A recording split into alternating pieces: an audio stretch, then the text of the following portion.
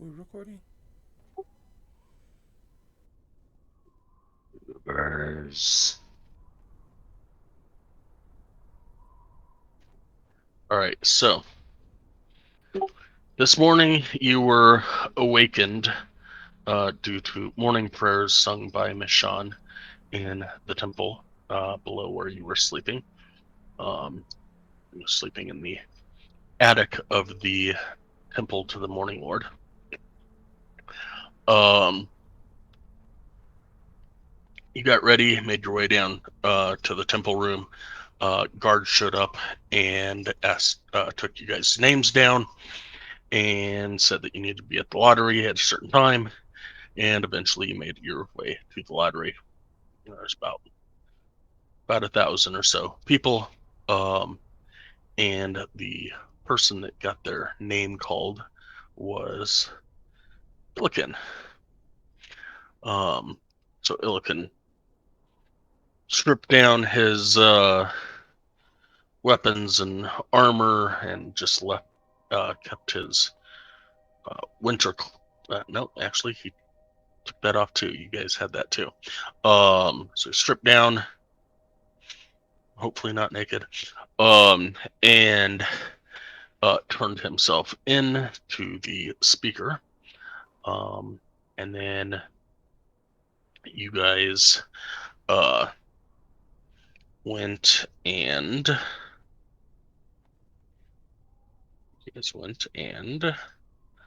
um, wanted to talk to him. They wouldn't allow you in to see him. He gave, or speaker gave, quite a note, um, telling her or y'all that not everything is as it seems, but just to not try and rescue him, that everything would be fine. Um, you then decided to find a place where the guards weren't, uh, go up and down the wall, putting his stuff outside so that he could escape or whatever as soon as he was outside the wall, and then went about your business for the day. Eventually came um, night, and you came to watch Illican walk down the path to fate, destiny, whatever you want to call it. And as Claudette was trying to telepathically send a message to Illican, seemed off. Illican, who had been talked to and communicated with in this manner before, seemed to not understand where the voice was coming from. And upon further investigation, a potion that somebody apparently had taken uh, did not work quite as well. And Illican had breasts that he didn't have earlier in the day. But outside of that, Illican looked pretty much like Illican. Huh? And what's that? And then you ran full speed away from the small gathering that was getting together and went and grabbed his armor and items and winter clothing from outside of the wall, coming back with them. And now you're meeting up with the group at the gate as the gates are opening, um, with Illican about to walk through the gates. Um, As the two sets of large gates open up, you see a host of creatures. Probably point you to there. You see a host of creatures lined up outside the gates. You just came in through this gate 2 nights ago. There were not any creatures or plant life for miles around. Now, it seems to be thriving with flora and fauna. A wide berth of the path out of the town is given as shrubs make an alley towards the wilderness beyond. Behind the shrubs are reindeer and elk that seem to be kneeling towards the path in front of them. Behind them, huge trees sway back and forth. Further out in the distance, some of you can see other creatures. Regardless of whether or not you can see them, you can definitely hear them though they are faint over the whipping winds of the blizzard. There are howls and growls and caws of birds. As you look into the night sky, you can barely make out the green and blue of an aurora through the heavy clouds of the storm. White rocks dart here and there in and out of the clouds, diving low to eat a bat or other flying night creature, and then glide off into the distance. Two cold light walkers and an axebeak are slowly walking towards Illiken as he walks slowly out to meet them.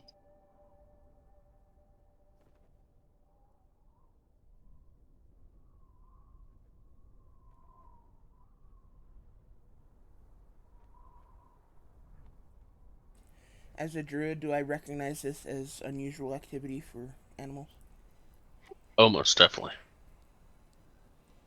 But also seeing awakened beasts in the past couple months, you would recognize that a lot of beasts up here recently have been acting not how they typically would act.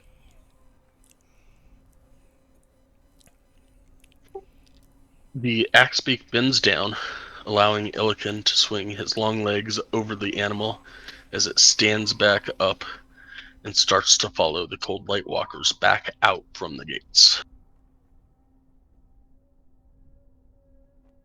But it didn't seem to be Illiken. I mean, it looks exactly like Illiken besides the breasts. Yeah, but he would have answered me.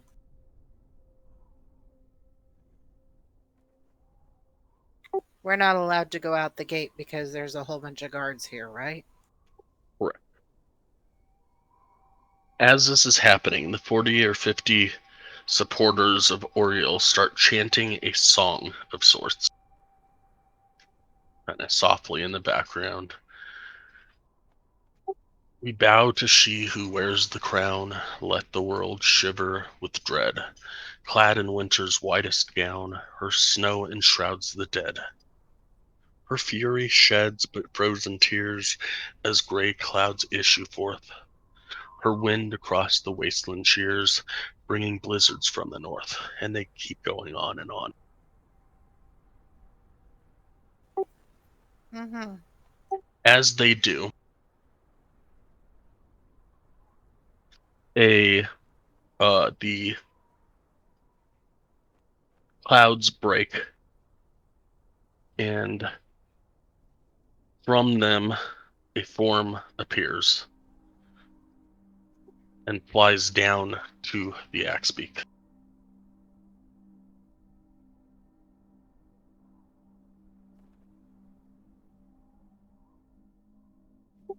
A large white-horned owl descends from the sky.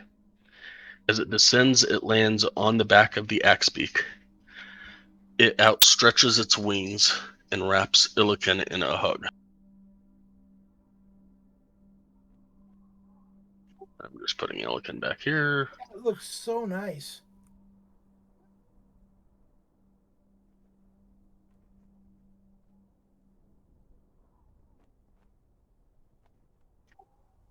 A bright blue light makes a magnificent pulse as the axe beak falls to the ground, lifeless, and the owl launches back into the sky, back to whence it came. In place of Illiken, a new cold light walker has been born. The chanting song from the small crowd stops, and the small crowd disperses, heading back to their homes.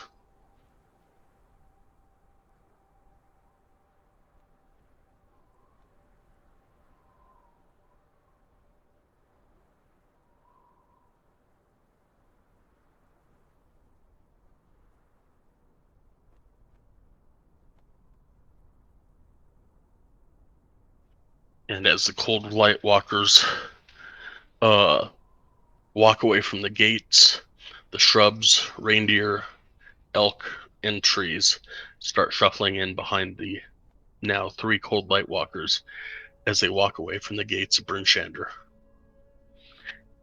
And the guards are starting to close the gates.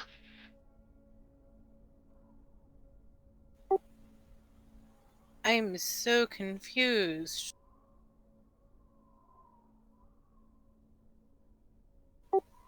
I don't know what to do, guys. Celestine?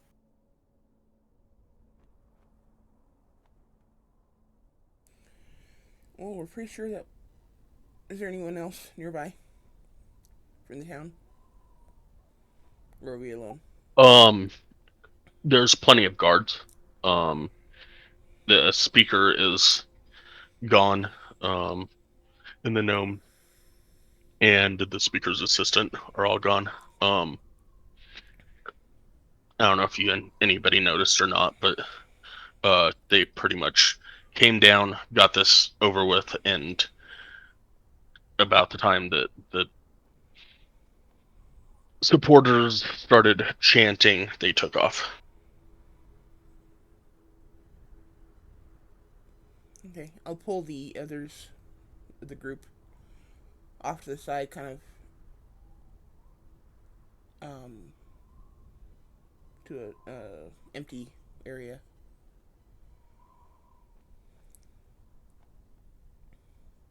I'll be like, we're pretty sure that wasn't Illiken, right? Please tell me we're pretty sure that wasn't Illiken. I mean, it was Illiken with boobs. Illiken doesn't have boobs.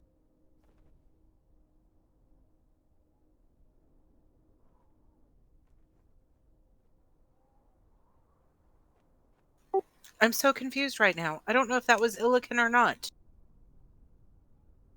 He didn't answer me telepathically when I called out to him.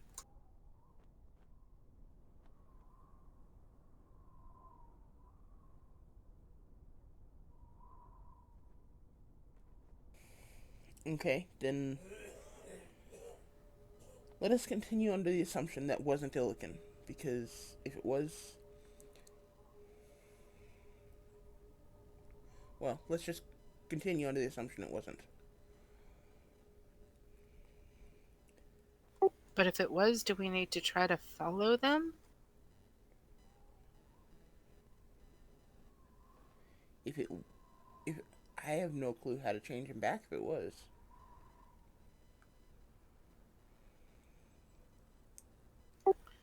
Yeah.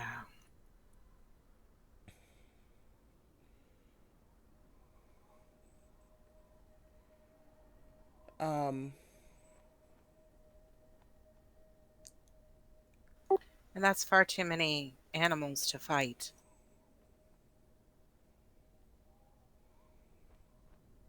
yeah, Not to mention we'd have to get through the guards. that too. Um,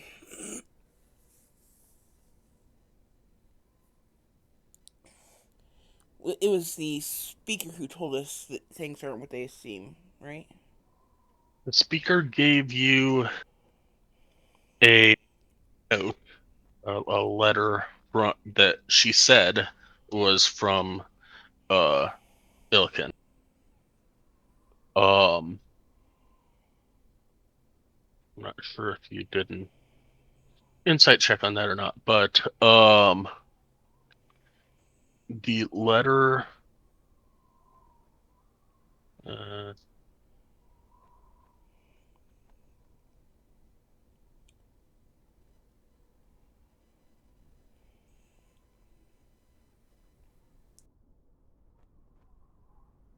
know I sent it to Opal.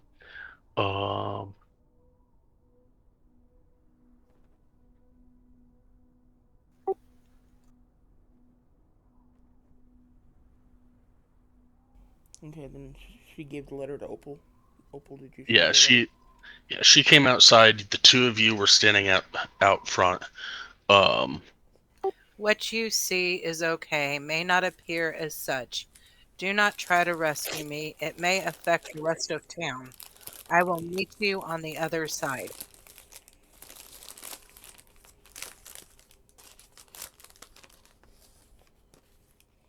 Okay, then I guess let's leave town and hopefully we meet Illiken outside. When he says other side, is he talking about like the other side, like opposite side of town?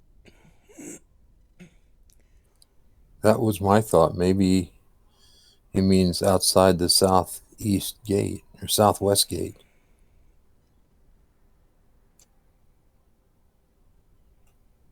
Aren't we at the southwest gate? You're at the southwest. Yep. Maybe the northeast gate? Well, if we're at the southwest gate, how come there's an arrow pointing? Because initially I had planned something else, and I wrote that, and then I realized later that it wasn't that, and then I just deleted it like 5 minutes ago. Okay. You're just trying to confuse us, I know. You're so easy to confuse, so it's really fun. No, that's not the reason, but Yeah, but you'd take advantage of it if you thought it was. I would definitely take advantage of that. Yes, 100%.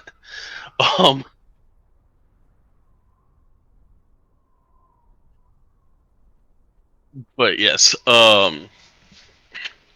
you are at currently the southwest gate.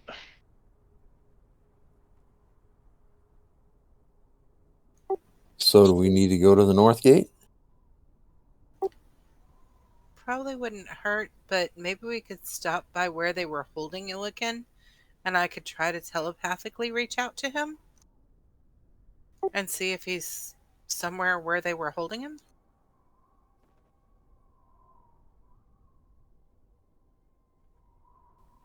We have to go by the speaker's place on the way there anyway, right? Fine with me.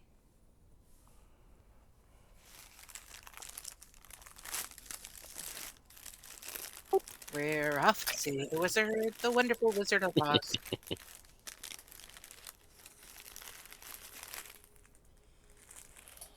All right, switching maps. All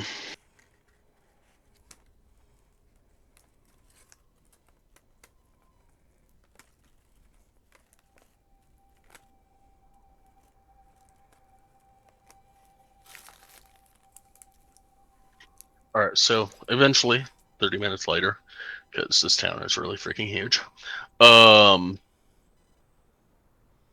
you get to the town hall. What do you want to do? Gonna walk around all four corners and just try to telepathically reach out and go, Illiken, can you hear me?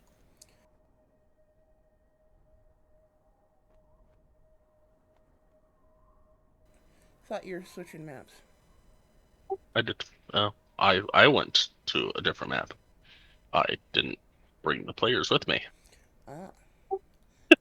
Been there, done that. Never happens.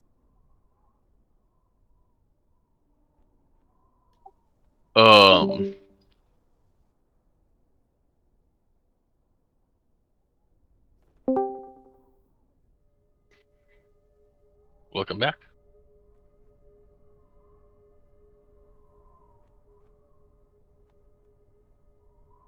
I haven't actually heard Brereton say anything since I got here. I was talking earlier. Yeah, you're there, right?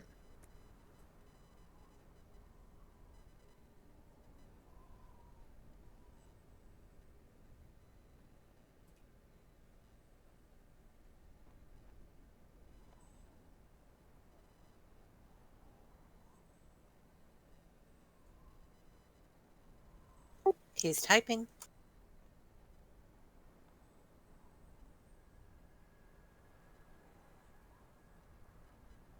Oh, sorry. I guess it's Arden in this game, not Rudin.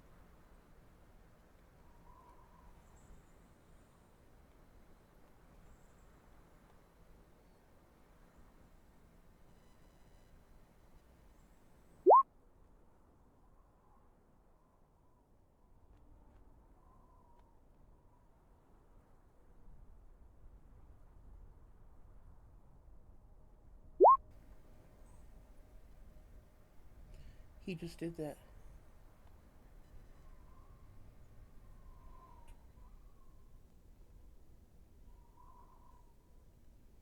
Is it that you don't have a voice, or that you're not able to speak through microphone?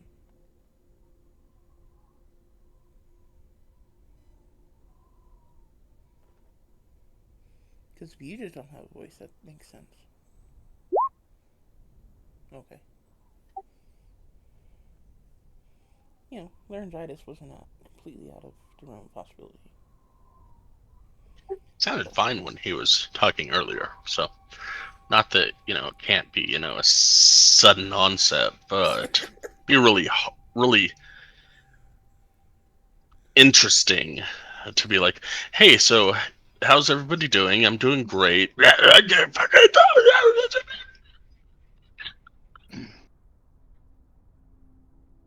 Can you hear me? Yes, we We can can. hear you. Yay. Welcome back.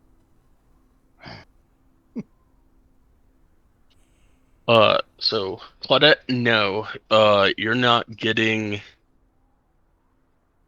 anything coming back at you. Um,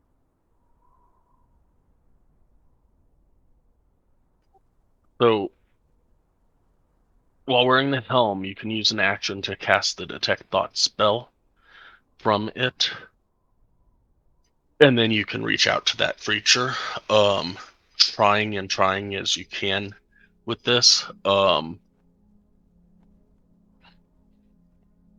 You're getting surface thoughts of people um, from other buildings, houses, um,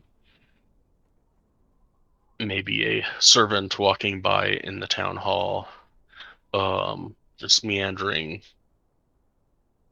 stuff at the moment. Um, Nothing of the sort of I want to get out of here or anything like that.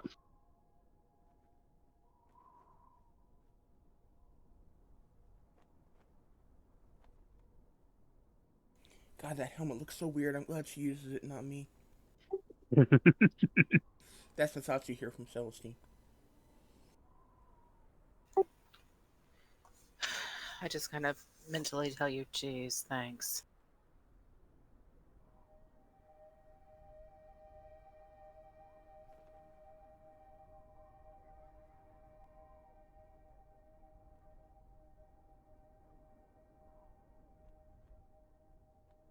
So I'm going to stop. And if I've been to all four corners and not hearing Illiken, then I think maybe. Actually, no, I'm going to look over at Celestine and go, have you seen that Piper Fleming person?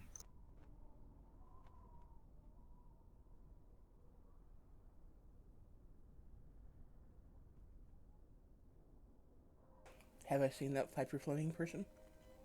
Yeah, I haven't seen her since she left the house of the Morning Lord to come this way.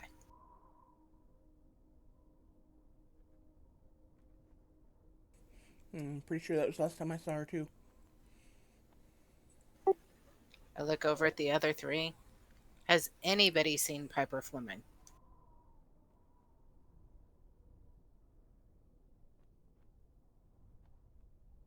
I thought that was her pretending to be Illiken as they walked down toward the southwest gate. That's what I'm trying to determine. All right, so we know that she started out at the Morning Lord. We know that he said he'd meet us on the other side.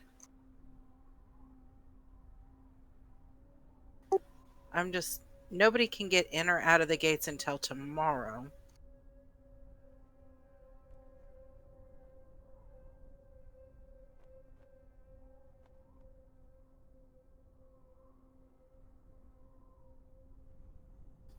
You have to wonder the other side of what?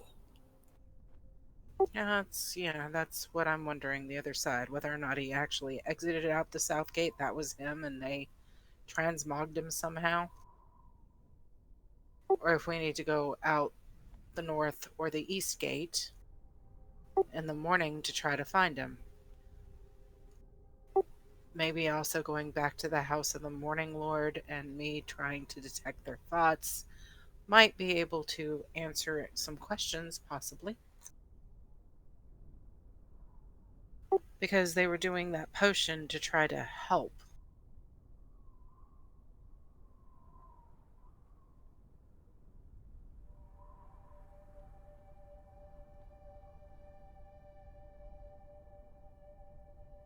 Anybody have a suggestion? No, but a question. Why did they say they needed 3 potions? This- I look at Celestine.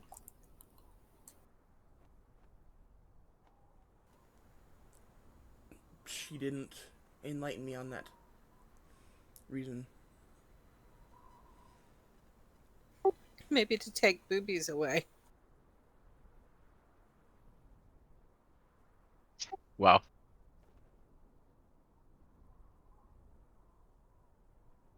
He's making me a cross-dresser. I don't like this.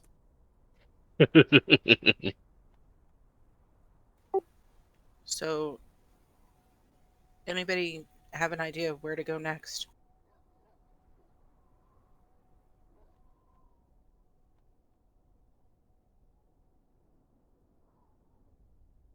Maybe back to the house of the Morning Lord. Yeah, I'm Sure, thinking why not? maybe they might have answers.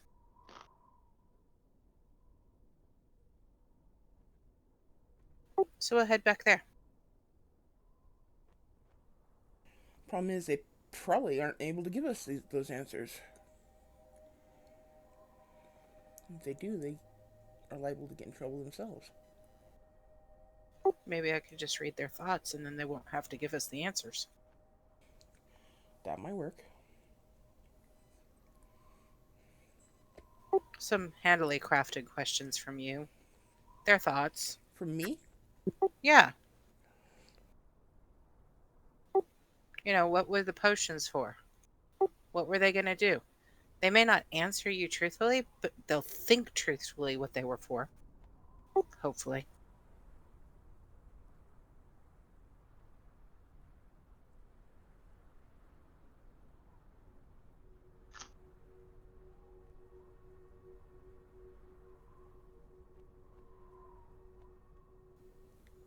Okay, I guess we make our way back to the house of the Morning Lord.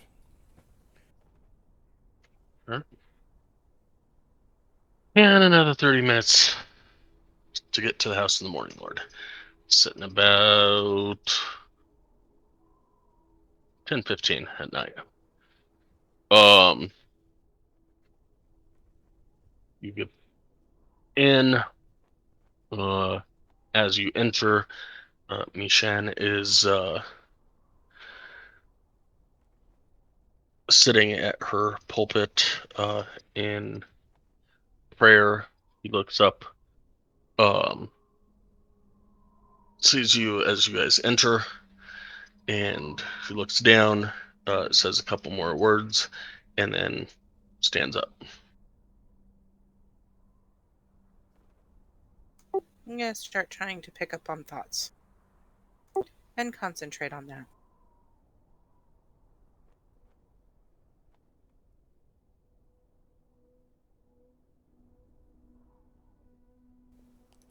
Was it Miss Shan who was making the potions, or was it that Fleming person? It was Miss Shen. Okay. And you, though you failed on your one. Yeah. Well, I tried.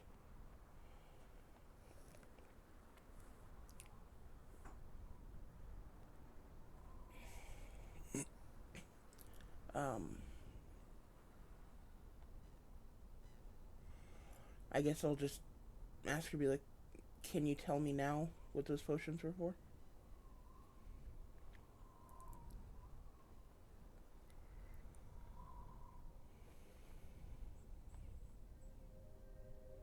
They hide one's true self for those that don't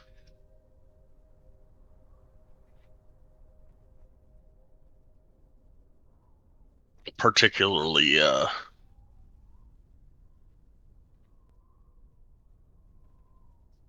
know what's what.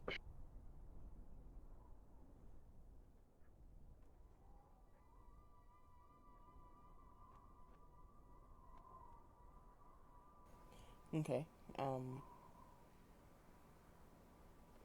I'm familiar with what the potions do. I'm asking what they were for. And why 3? Yes, that too. Well, the goal was actually 4.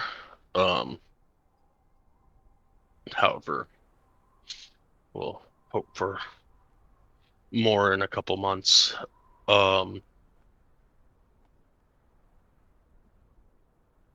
There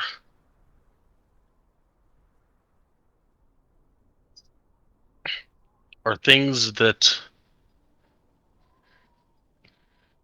I can't talk about that for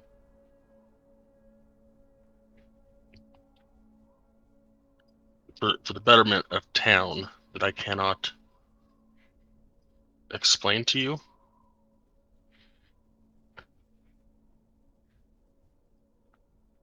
So, what is she thinking that she can't explain to us? I am trying to figure that out right now. All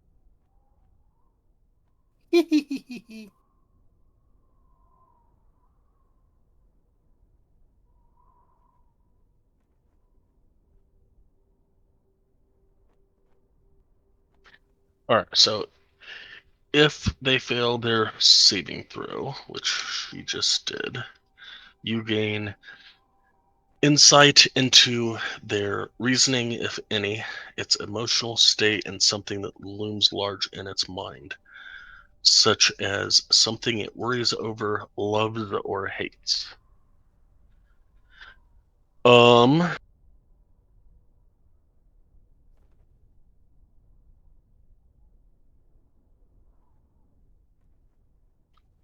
You feel relief from her. You feel that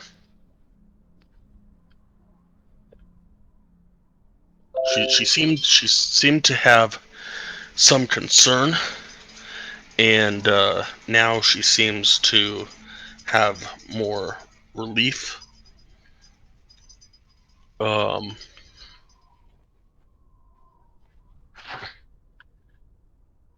That it worked.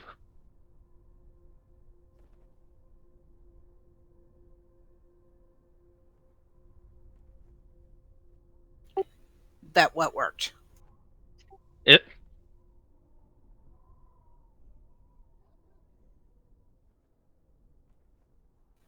It is just it. Yes. Do you want to probe deeper? I'd like to try.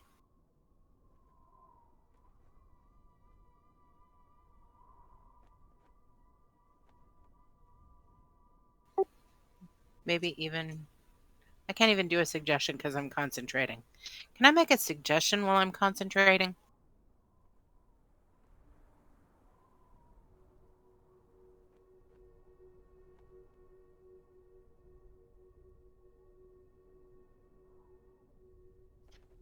No, because it would break your concentration.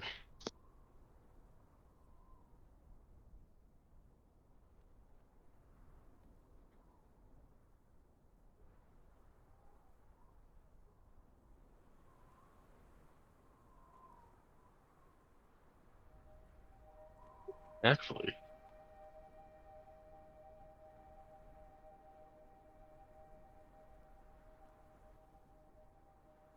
Interesting. It reads like you can. Weird, but let me just one sec. Let me figure this other portion out first.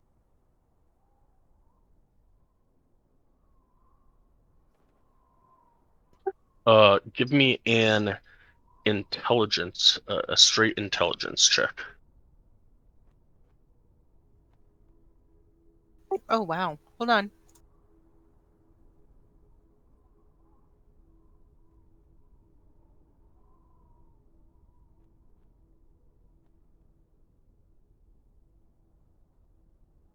Not a saving throw, a check. Yeah.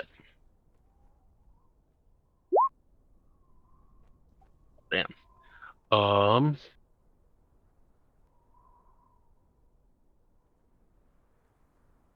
If it was at disadvantage, I really sucked. No, it is not a disadvantage.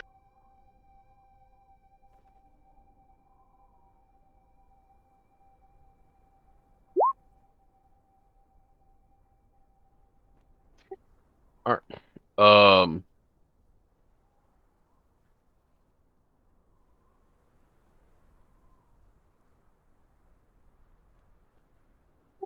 So this detect thoughts is still going. You want to make a suggestion?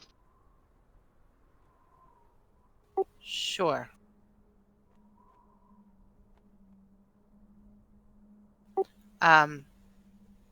Celestine, ask her about Piper and where Piper went. You can ask her. Where did... If you switch people, like you can't telepathically communicate with Celestine right now. You're in Michonne's mind. So, Michonne, where did Piper go?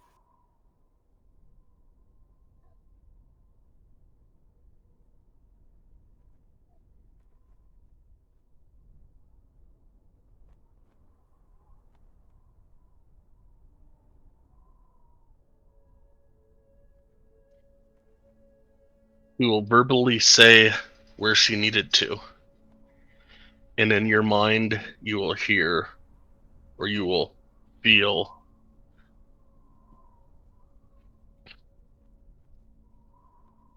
pain and suffering and cold.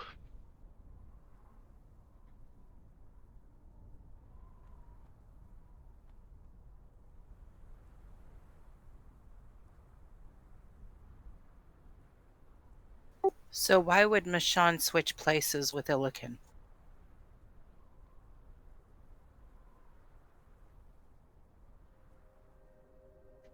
I mean, why would Piper switch places with Illiken?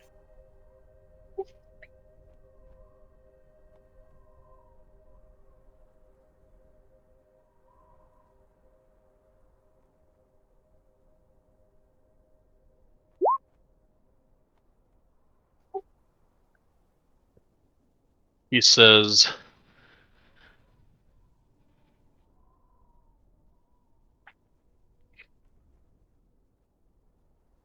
give me another intelligence check. You know I'm not smart, I'm just crafty.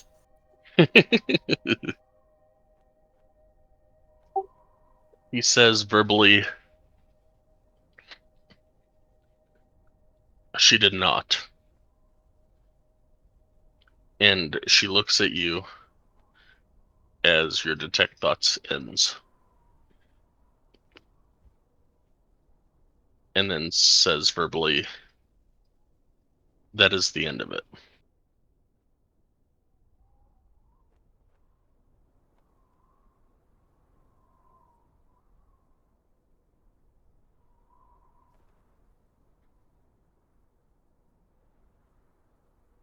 Did she ask, or did you say these things out loud? These questions out loud? Claudette? Yes.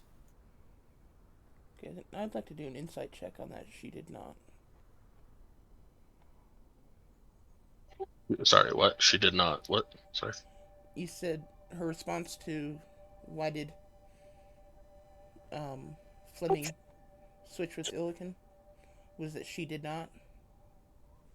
I'd like to do an insight check on that response, if possible. Okay, go for it.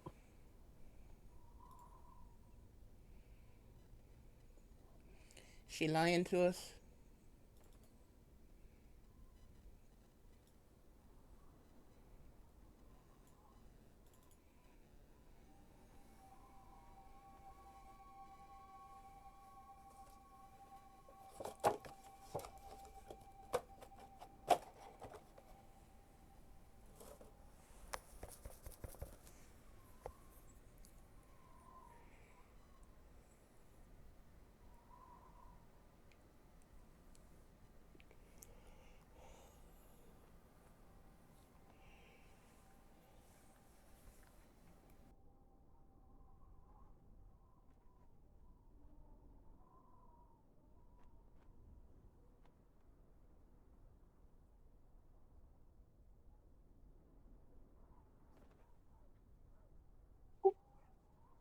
Yes. Yes, she's lying. Yes. Okay.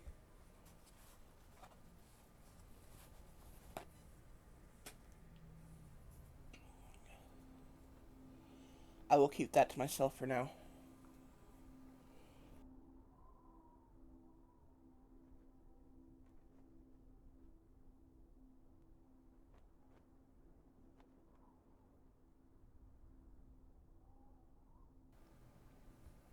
Um,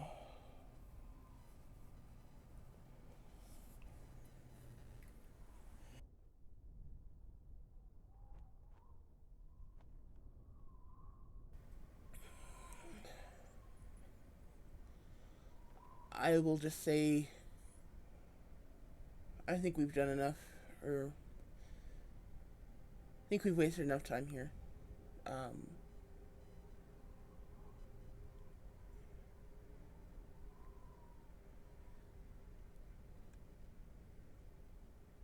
And then I'll kind of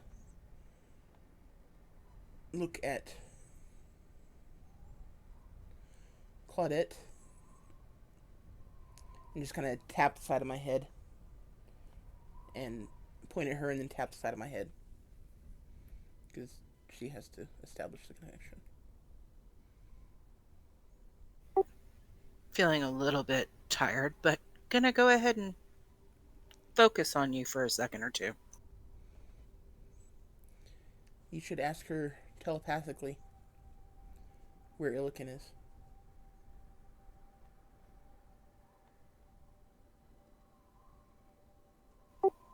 I break the connection with Celestine. I take a deep breath. I look over at Michonne.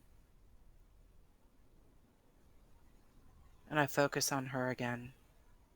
And I say, where is Illiken? In her head, not out loud.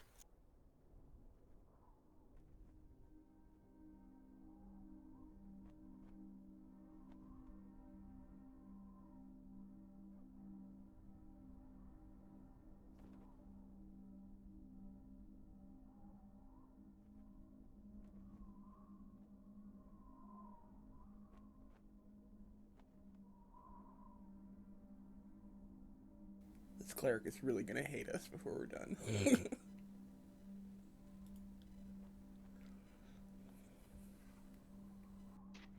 He responds to you in your head and says,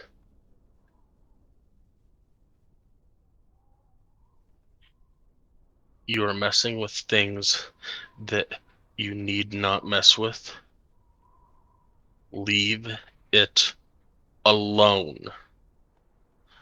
All will be revealed when it needs to be revealed." Hey, listen, we're just worried And about she our shuts friend. you out.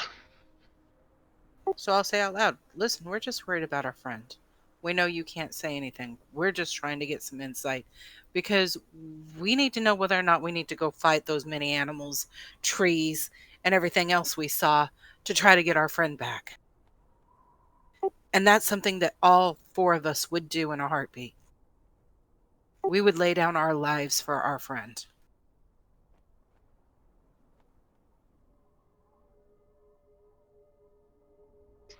As would I. It is admirable. Please, rest on it. So you're saying we should go and rest for the night and then leave in the morning? My understanding is that you were previously trying to go north. To Lonelywood. Copper's friend is up there, and you seemed yesterday bent on getting to Lonelywood for whatever reason. My suggestion would be to stay on that path. I understand. Okay. The Northlook is a hotel? Yes. I suggest Well, we... but yeah. Does it have ale so that my friend nowhere can get drunk? It does. Great, let's go to the Northlook for the night.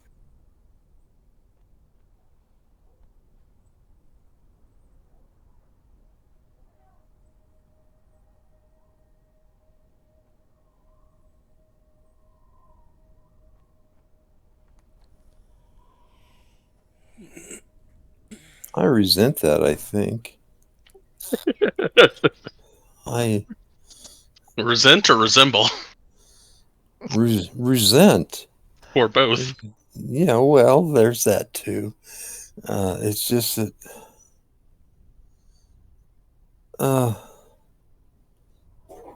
I don't get drunk, at least not on ale and mead. Um, I was just just making sure we had a place for you to drink. I was trying to yeah, be thoughtful. yeah. Well, thank you, but be more careful. The image you create of me. I mean, I get mellow. I don't get drunk on that. Now the hard stuff is something else. I'll tell you, the hard stuff makes me laugh at you. Yeah, yeah. Be careful about that.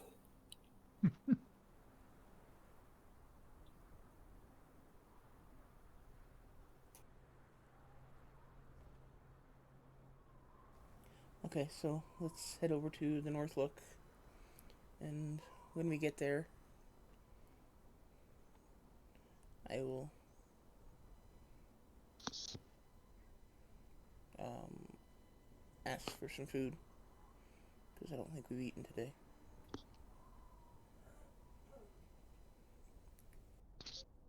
That's what I was thinking. And then once I eat, I will go and work on netherworking for whatever is left Um, of my time. yeah, probably a half an hour. Out then, don't bother at all. Hang out with the rest. Like, Any starry-eyed girls in the bar area? wow, Boss looking for a little get together apparently. Um, I know what you were intending, but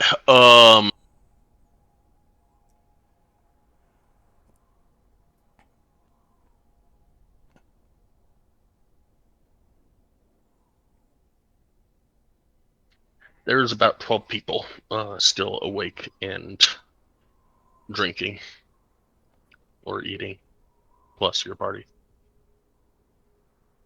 Um, and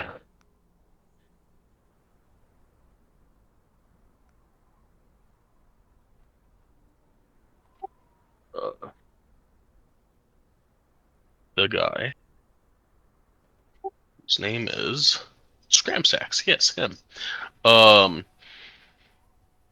Scramsax will be at the bar, and we'll say, all right, what you having? What's on the menu for food tonight?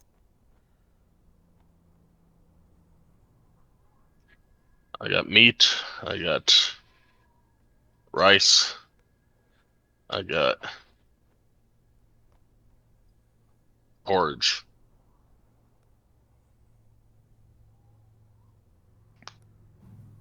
I'll take meat and some rice I'll have the same. and mead.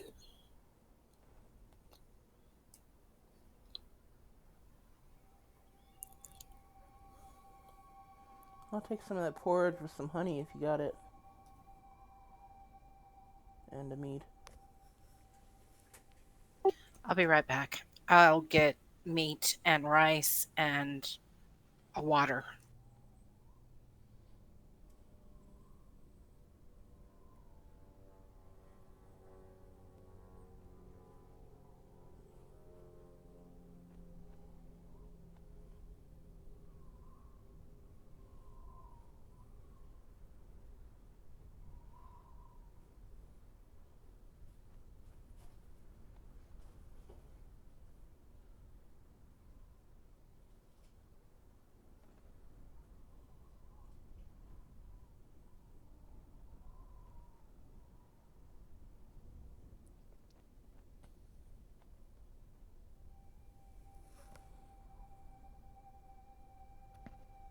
Hey, I put 5 gold on the counter. So is that enough?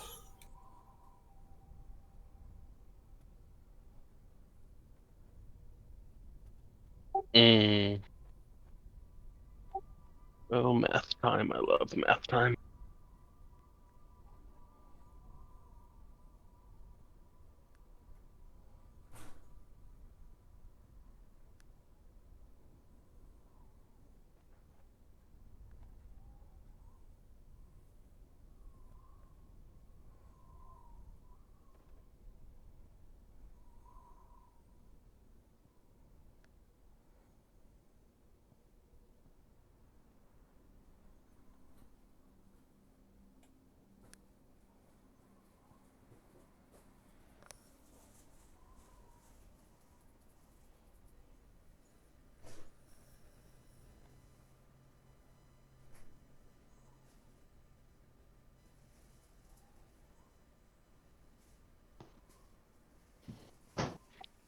Are you just buying for you or for everybody?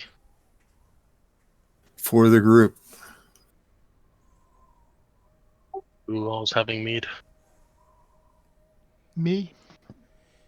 3 meads and a water, 3 meats, 1 rice, and a porridge with honey. I'm sorry, 2 rice.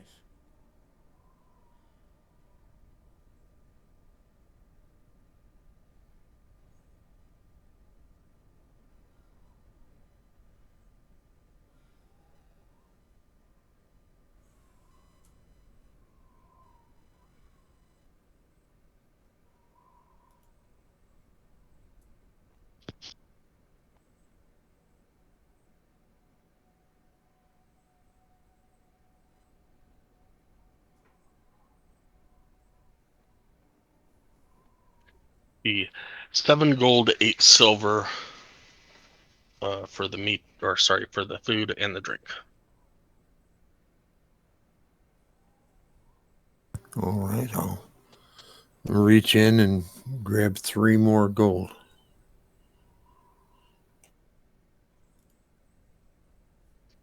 Thank you. I And reach go out. out and get your you'll go back to the kitchen, grab your plates, and grab your serve your plates, and then go fill up some pints of mead and get you your mead.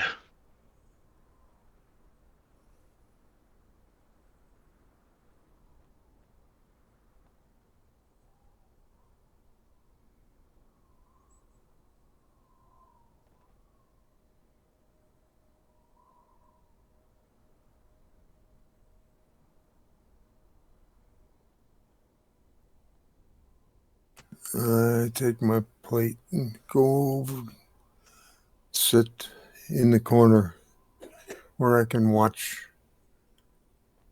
the people in the room.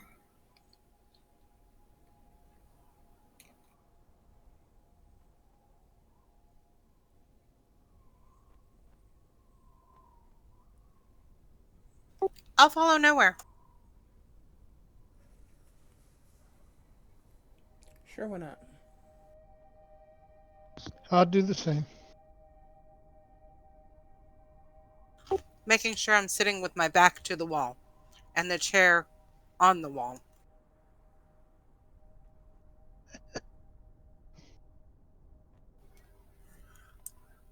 Yes, I prefer that position as well.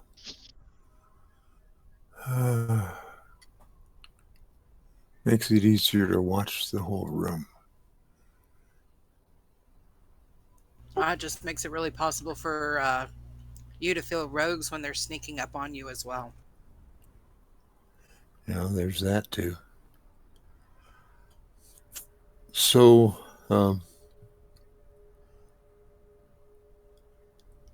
Give me a perception check at advantage, since everybody seems to be helping you.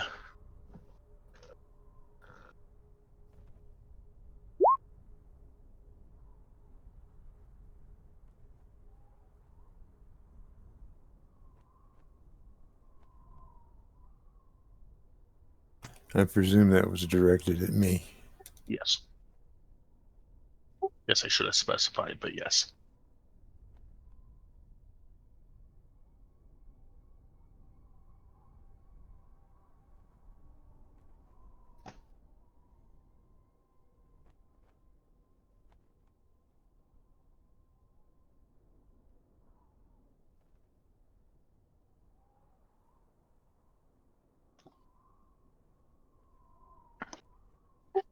Isn't a lot going on tonight. One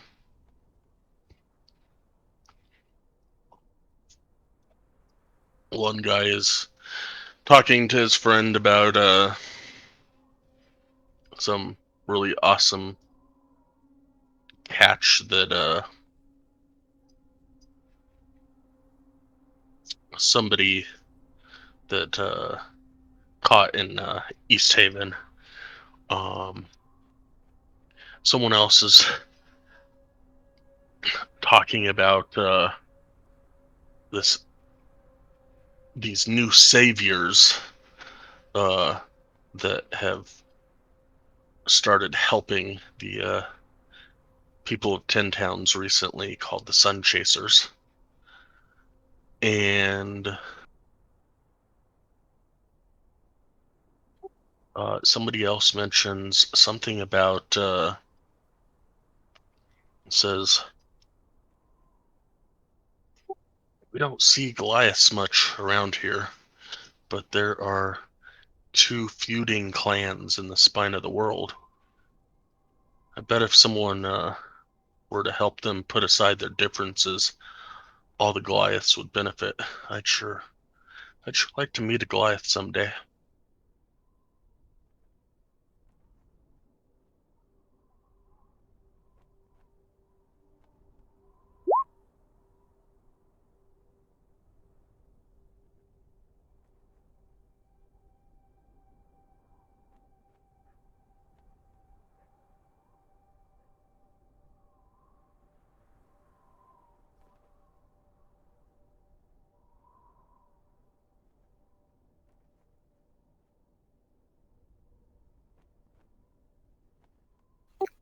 Any stories of a lot of women dying in childbirth? Nope.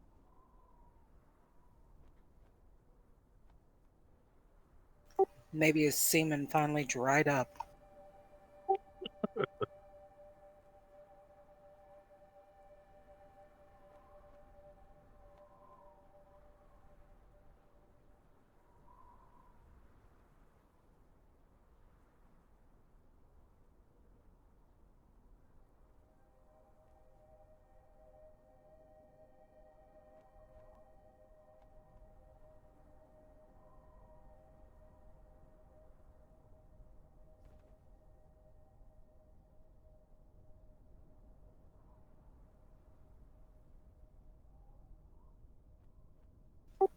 So, I'm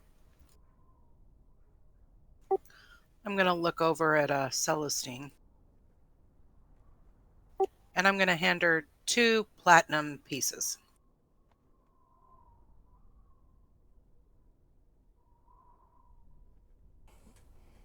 What are these for? The store owner got relieved of them somehow. I really don't know how, but I don't think he'll be able to buy any Yeti coats anytime soon.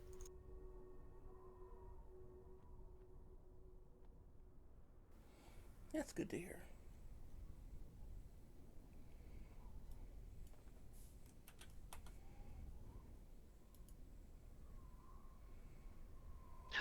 Totally off topic, totally outside the game. I've been doing some research this last week, and I've ran across a lot of uses for Yeti parts and organs and stuff. And every time I see it, I'm just like, Celestine would hate this. Oh, this is so awesome. Wow.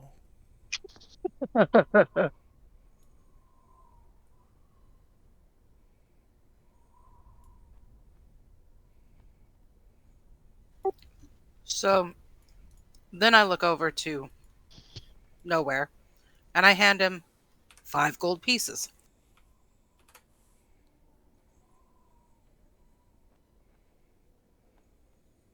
What are these for?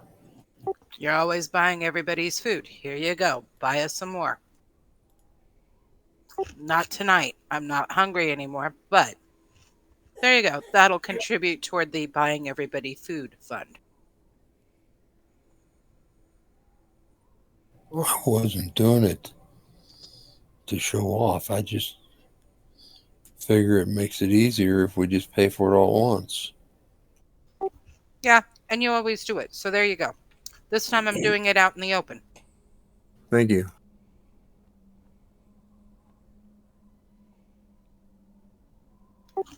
So I look at Arden and I'm like, okay. How much gold do you need? Who, me? Yeah, you. Well, that depends on what we can get and have to have. Well, here, have 5, same as him. Thank you. Should we be asking you where they came from? I'm If you sure I don't, don't want to know. if you don't already know the answer to that, you probably don't want to know.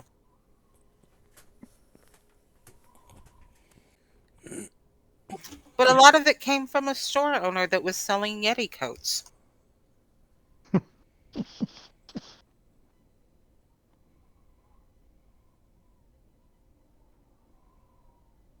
Don't worry, we paid for the coats. We just took everything else that was in the drawer.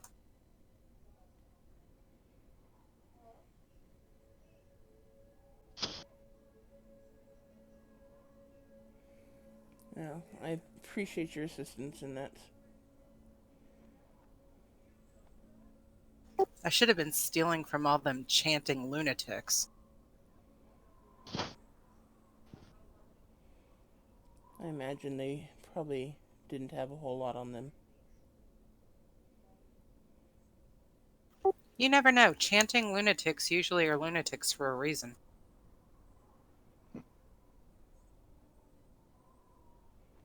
Possibly, I suppose.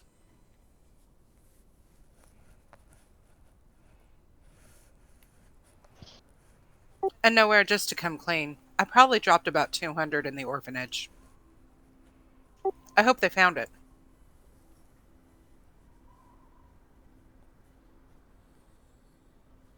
I'm sure that Mama D managed to find anything that was dropped. She's very good at pinching coins, and they aren't always necessarily in her pocket to start with. That's always a good thing. All right. So, anyway, is anybody doing anything before we go to bed? I'm not. Nope.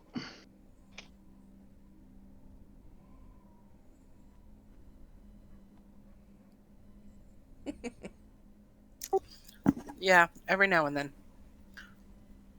So, I'm going to go ahead and go get a room, pay for the rooms for everybody.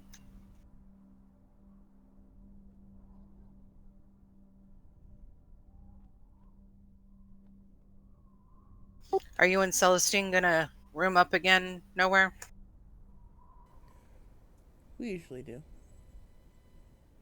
So, could we have 3 rooms, please?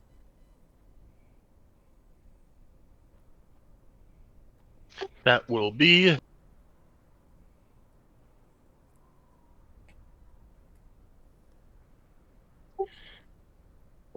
four, 2 gold and 4 silver.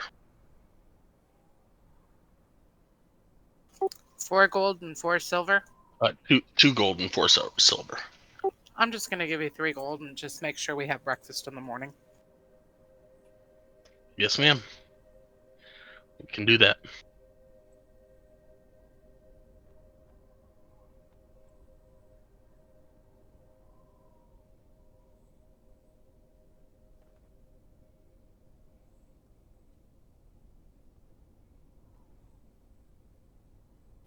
How vulnerable are we making ourselves by paying everything in gold coins? Bartender, do you have gold coins you could switch out for some silver?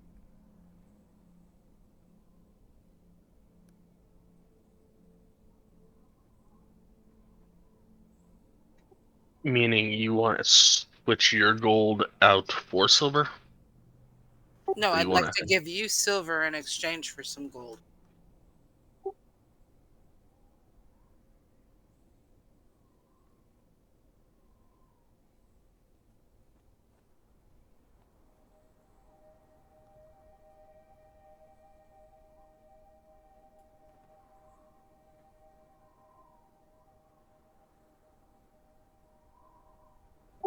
I have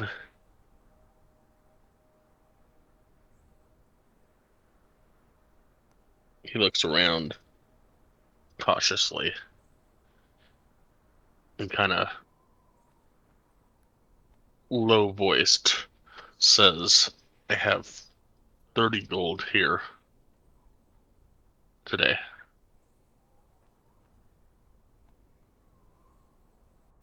Would you like to unload those for some copper?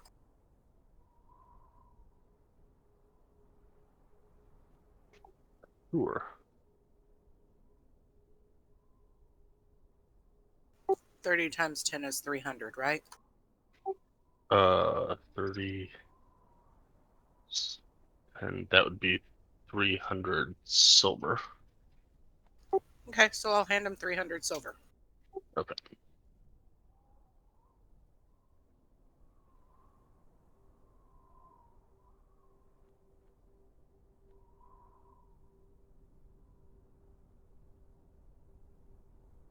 And thank you for the help. Most definitely.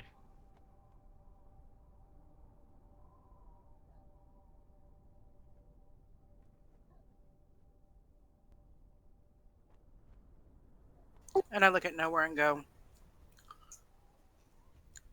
we're not in any more danger here than we would be in any other city in the world that has rogues that live inside of it.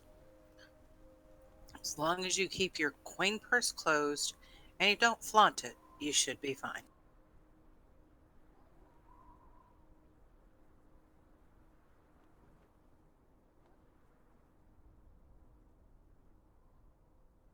Oh, and if anybody bumps into you, make them give it back.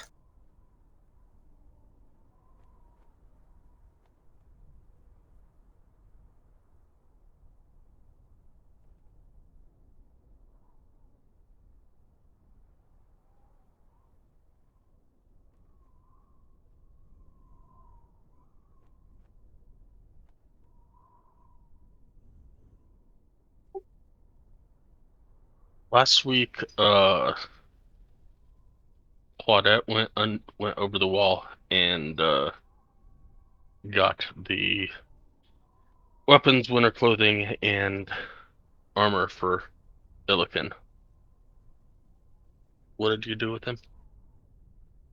Give them to me, and I'm carrying them on the Disc? Yeah. Yeah.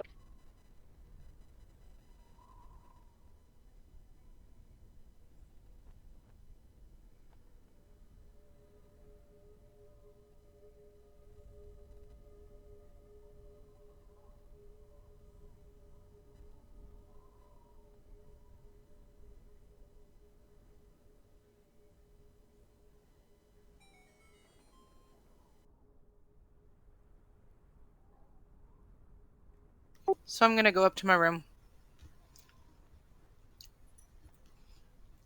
Gonna let myself in.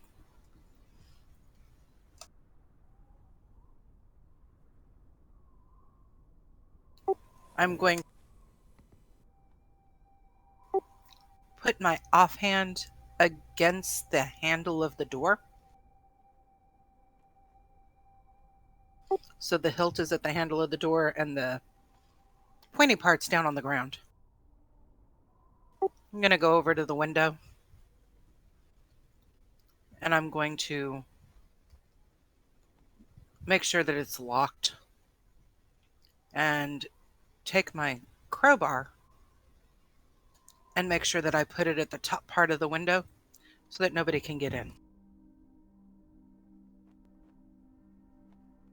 Then I'm going to lay down and go to sleep.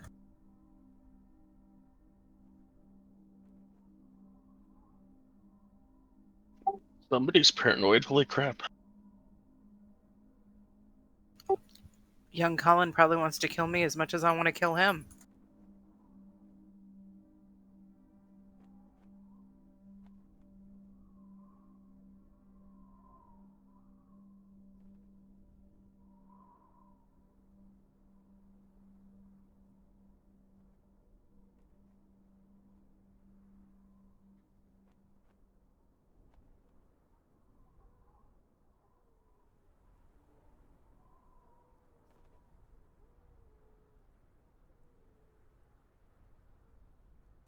I'm going to bed.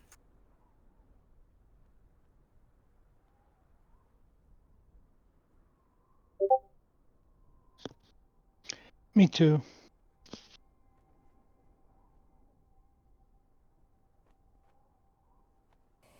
Me three, I guess.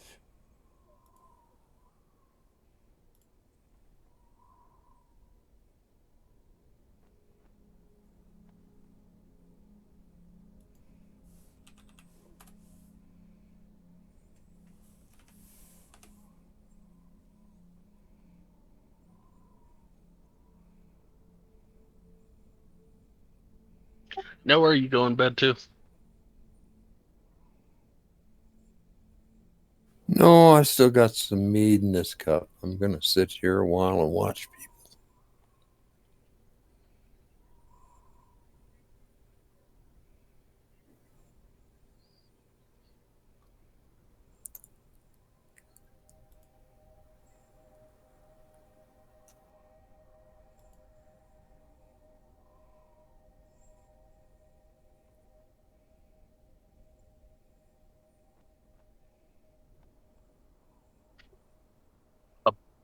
Almost midnight. Are you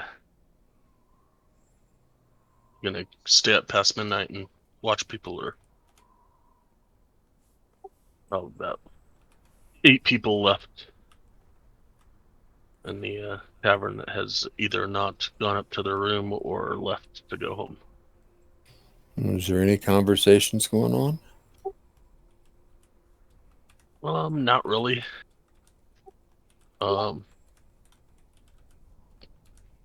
Little chatter here and there about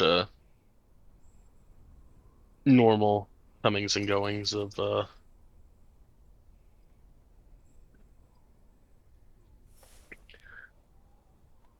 between towns, and mostly just, shooting the shit kind of oh, I caught a fish that was this big, and you know it's complete bullshit. Oh, yeah, then I guess I'll just tip up my mug and drain it. I'll wave to the barman and head off to my room.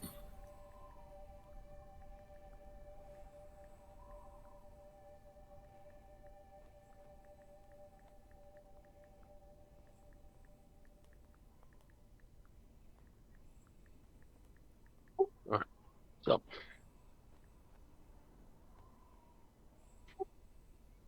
Celestine, as you get into your trance, you sink into this meditative rest. You open your eyes, and you are in a forest. Rilliphane sitting next to you.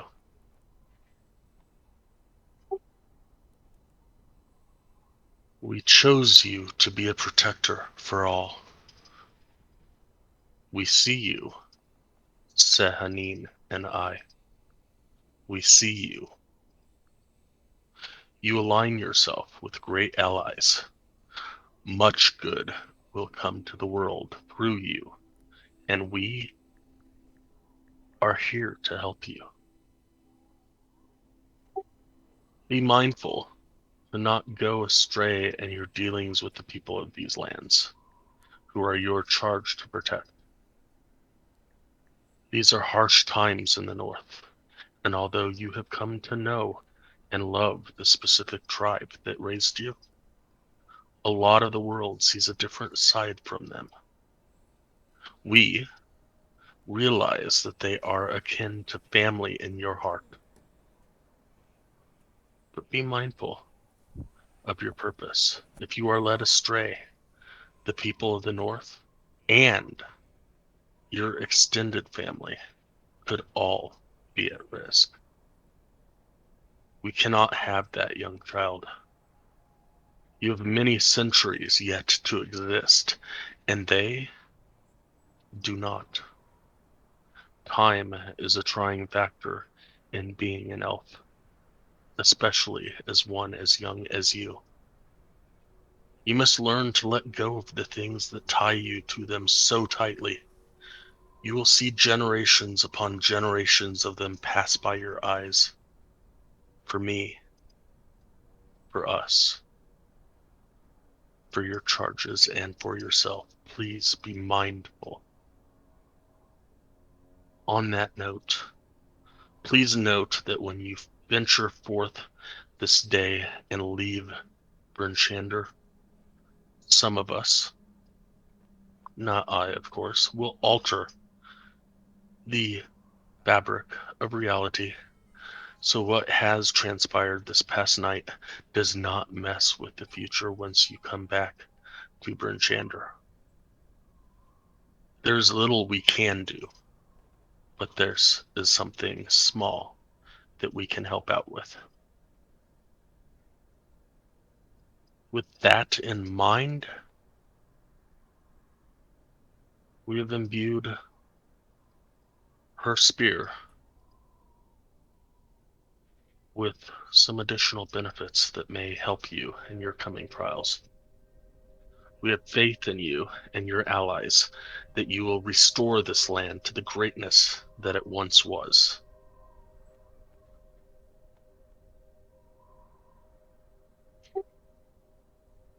And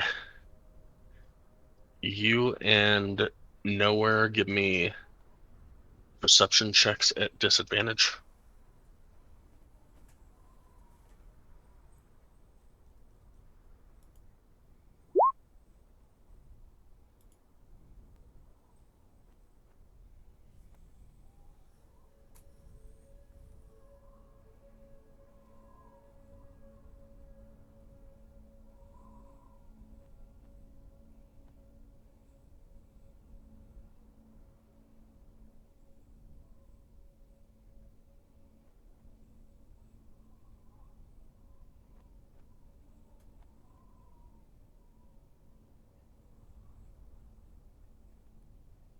As your dream comes to an end, you hear your door opening.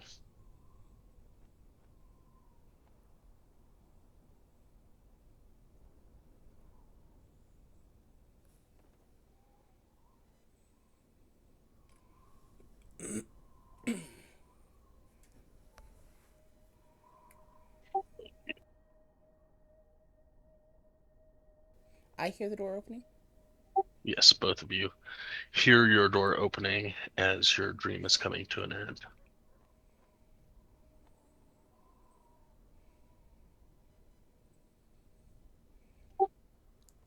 I will grab the spear and stand up.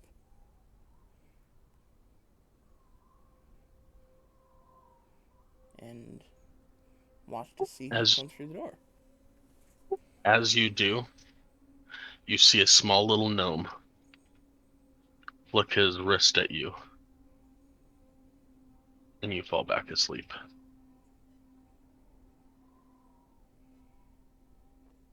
Damn it. Actually, you And know then what? Yeah, I can't. What's that? I can't be put to sleep through magical means. Okay. Well, he does it to Nowhere as well. Well,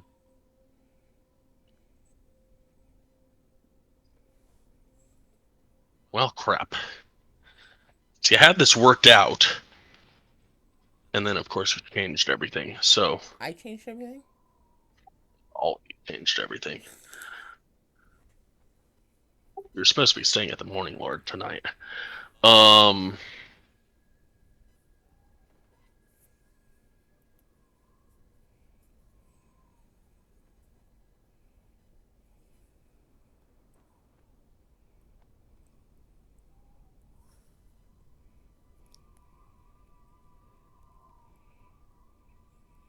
Can she be knocked unconscious? Not by this guy. Let's go and take our 15-minute break while I figure out what can actually happen here. Make it a poison. Okay, okay. He threw a dart at me, poison dart at me and put me to sleep. I don't know.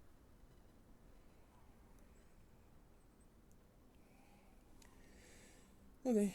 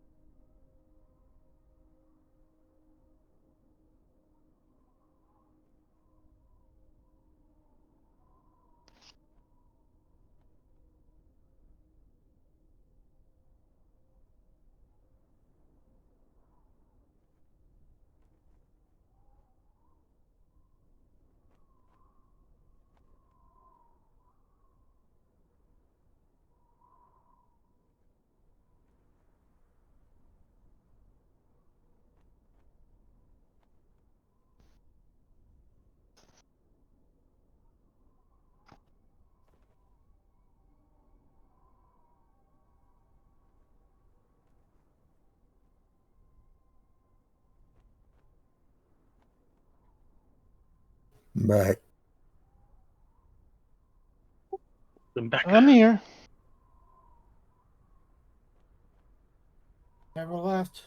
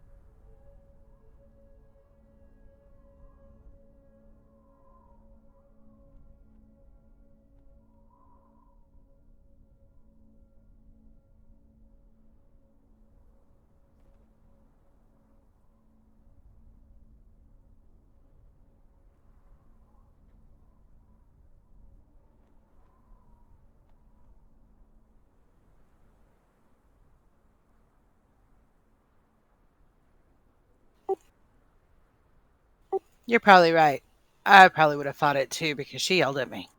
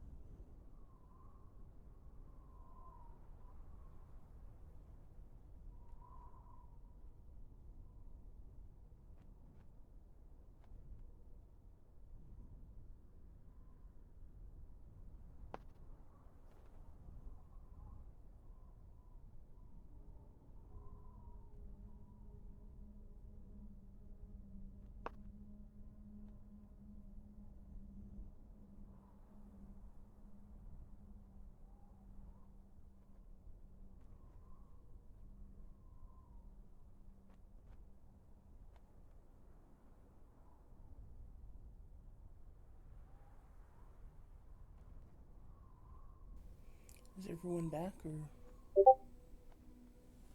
I'm here. I'm here. I'm here. We got an Illican? Not that I've been here. sweet. All right. So starting over, y'all groggily wake up.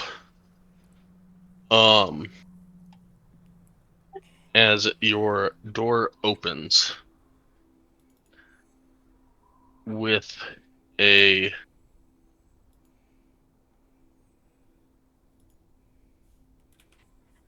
flick of a wrist.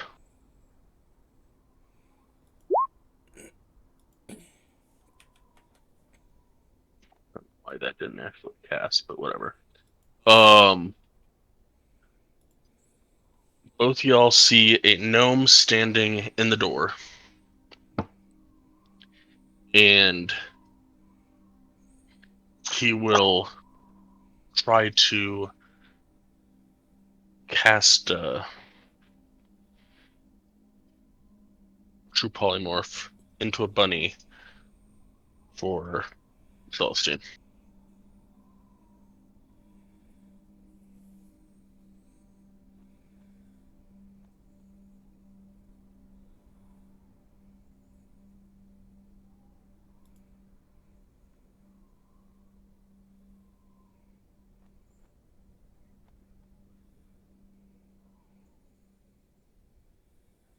So Celestine, I need a wisdom saving throw. I'm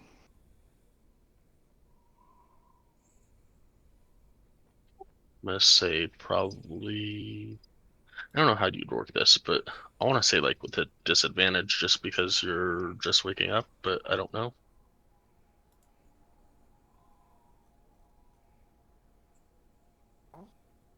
Well, fuck.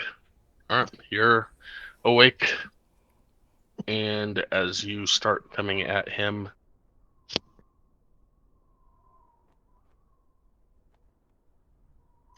you will cast sleep on the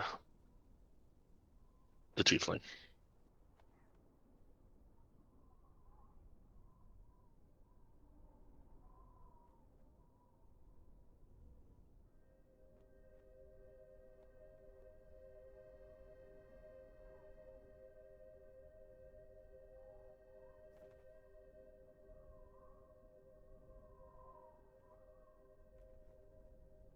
What do you want to do?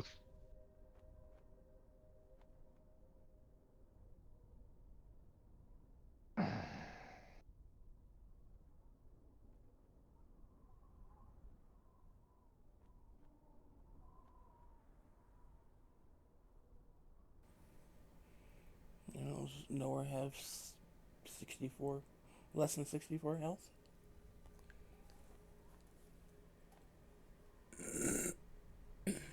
I don't remember. Yes. Okay.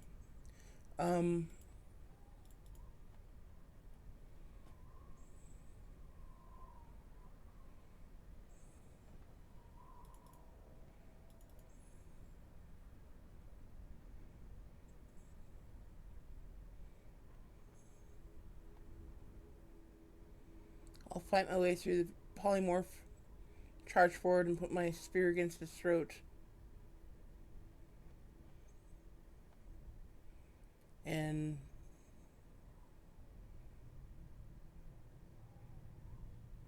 what the hell are you doing? You should be asleep. And you shouldn't be in here. I was told to be in here. I need to be in here. You need to let things be.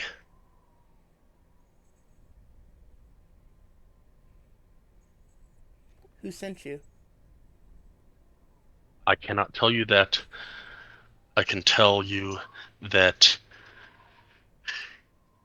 all will be revealed soon, and that you should wait to get to the other side. Other side of what? He'll roll his eyes and say, to the other side.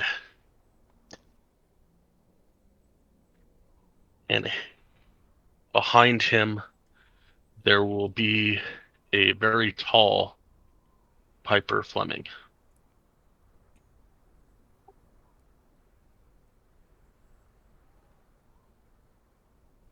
Is in taller than I remember her being before?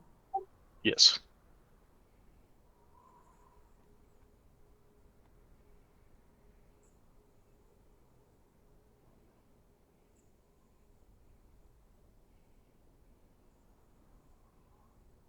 Okay, looking at nowhere, is it obvious to me that he's asleep?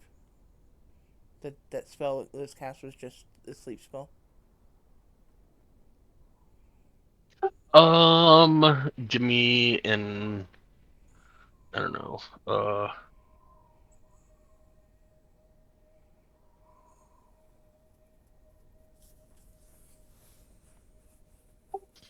Arcana or maybe nature? Yeah. Arcana or nature, your choice. Oh yeah. You know he's definitely asleep and he'll be perfectly fine when he wakes up.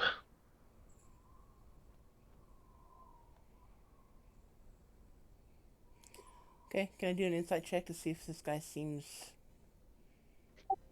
unbelievable? Sure. You believe him 100%.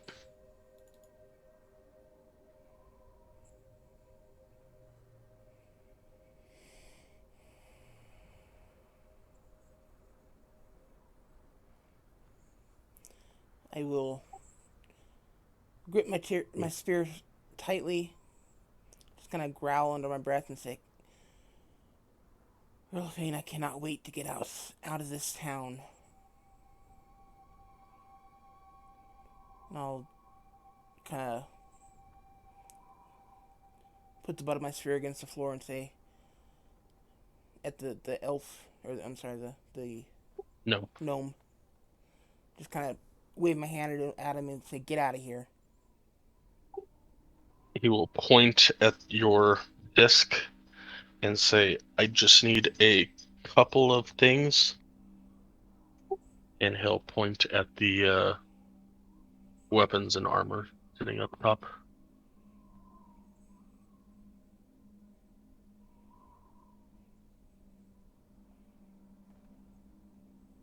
Kind of give you a shrug.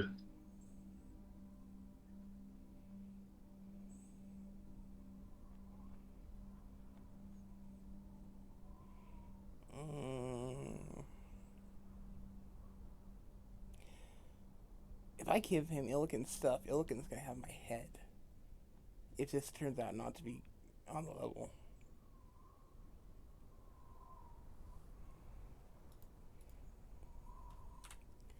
Um,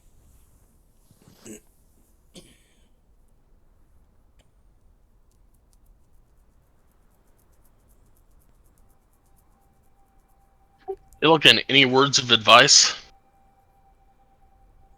in He's your been female screwed form? already by everybody else. Just give it to him. Try leaving it on the other side of the wall. Well, you don't know that. But in your female form, would you like to say anything?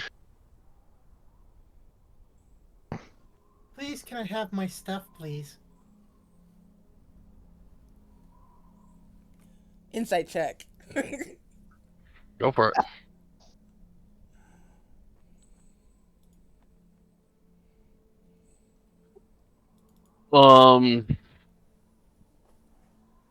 Illiken, give me a persuasion roll, I guess.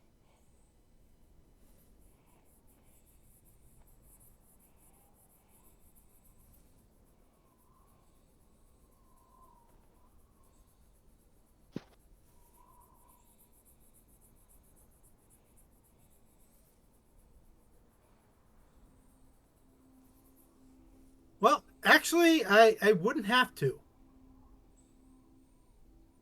Because my Drake would be with them. And I'm assuming my Drake would stay with my stuff. And Drake would come over and sit at my feet.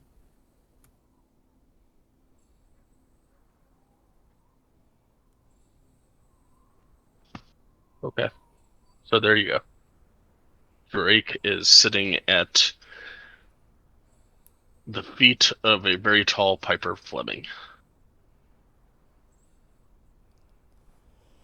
And I'll give them what they're asking for.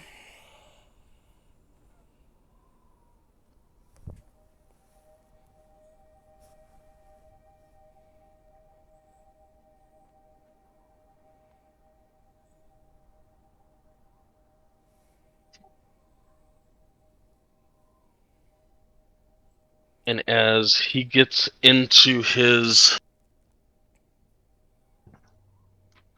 armor and grabs his weapons, the gnome looks down at the tiny dragon. Small, but whatever.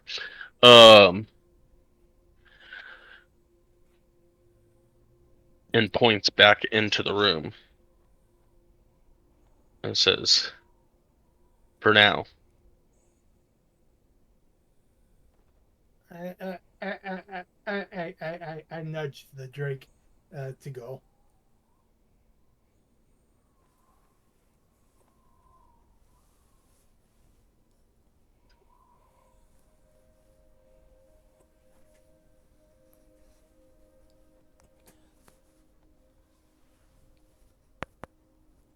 I'll just kind of sigh and say, what a mess. He will look at you and say, "I agree." And then mutter something as Piper Fleming turns into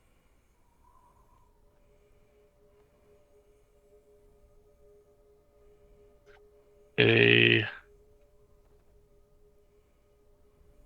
male human with a bit of a belly, a long, thick black beard. His winter clothing has been turned bright red, and his weapons now look like a long sword and a hammer. And he will say, "Well, I guess we better be off then."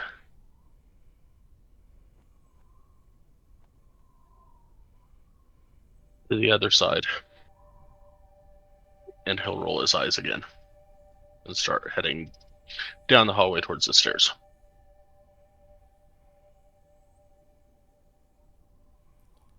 Okay.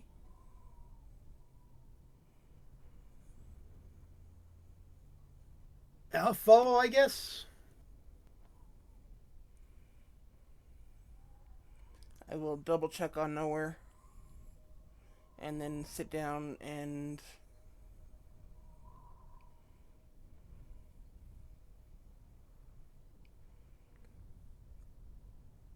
I guess go back into my trance. I don't really have anything else I have to do, so.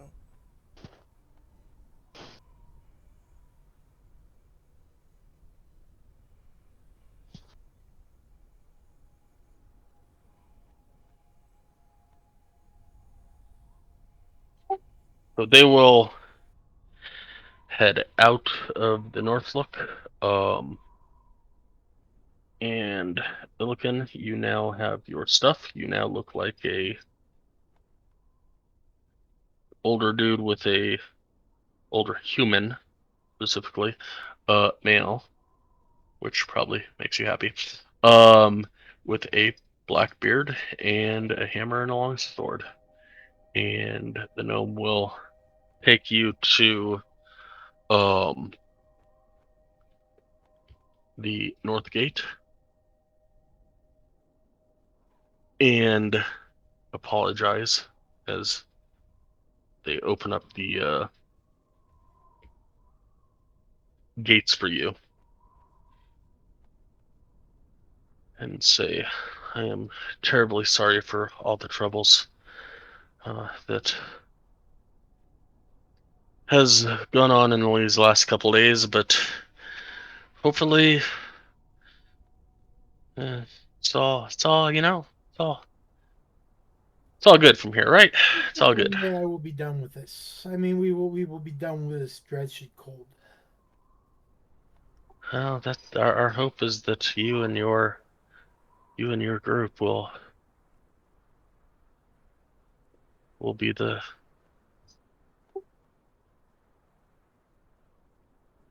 solution to, and he'll look up all of this. I agree.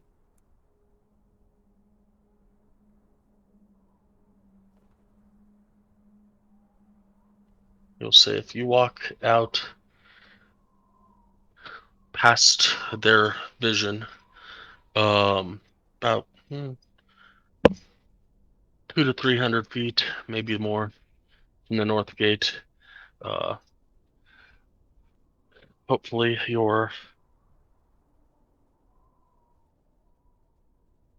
family will meet you tomorrow morning. Or not tomorrow morning. Meet you in a few hours once they are all awake and on their way. And he will start heading back towards the town hall.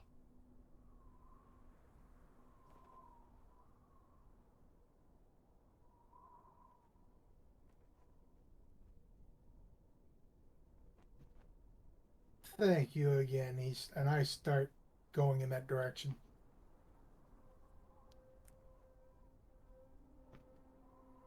Shaking my head as I do.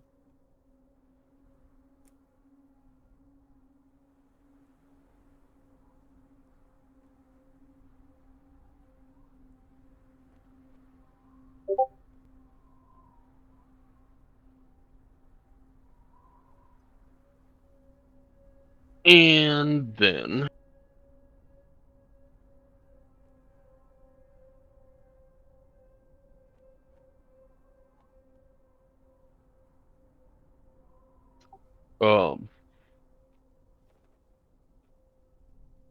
back to Celestine's room. Nowhere. You wake up. Celestine's in France. And the door's closed.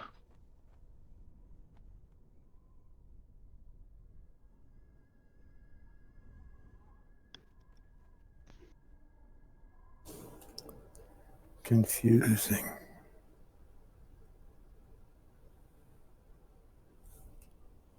I know I didn't. I know I didn't drink that much. So what's going on here?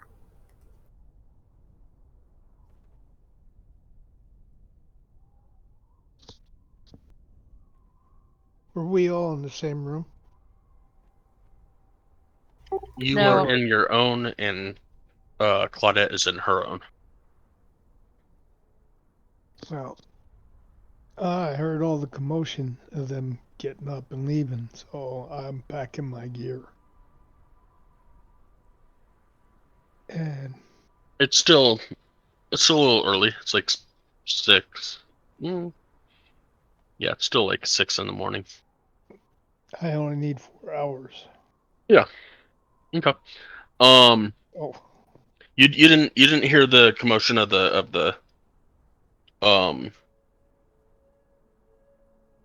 of the gnome and all that stuff, but yeah, if you're up and at it, then yeah, you can do as you please. and as I go by his room, I look in and see if everybody's in there. You walking in or knocking or? I'll knock on the door.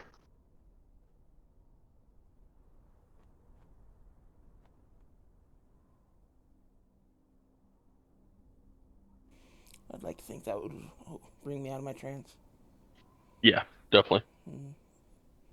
I'll go into the door, kind of looking over at Nowhere to make sure he is actually awake and alive and spells worn off. I'm just letting you know I'm going to go downstairs. Okay. You ready to go? Yeah, we'll be down shortly. Nowhere definitely looks alive and confused.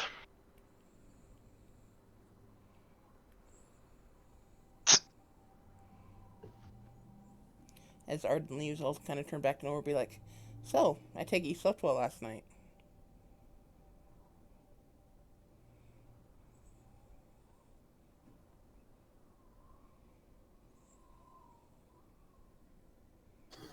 I didn't drink that much.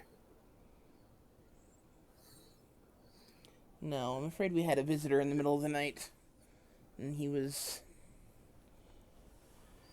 very free with his spells. He put you to sleep. So,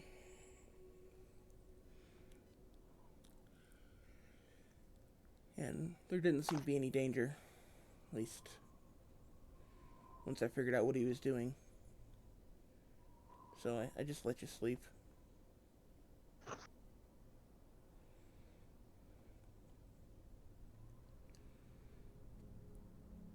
think we need to get out of this town. I agree. Arden should be downstairs waiting for us. Why don't you get ready? I'll go make sure Claudette's awake.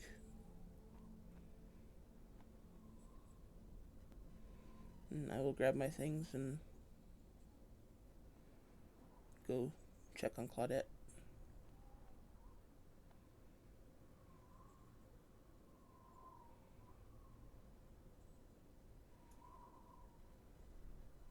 I'll knock on her door and hopefully wait for her to respond. What? We're getting ready to leave. It's still early. We're still getting ready to leave. We want out of this town. We're gonna kill old Colin. That's on the Young agenda. Colin. He's an old man now, but he's a young Colin. Damn him. Okay, I'll be ready in a minute. We'll meet you downstairs. I'll be down in a moment. And He I'll hears the butt of the sword go against the door handle as I pull it away.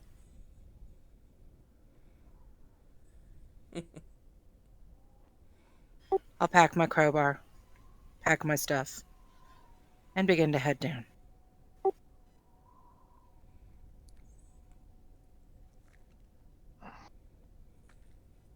As all get down, Scramsacks will have a bowl of we'll get a bowl of porridge for each of you and say has promised to sorry, had a little bit of a tiring night last night.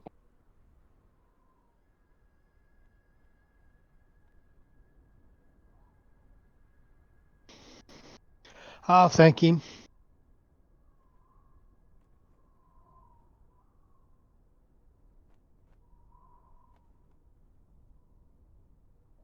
Do you have any sweetener to go with this? Honey or maple sugar or something? I'll get you some honey.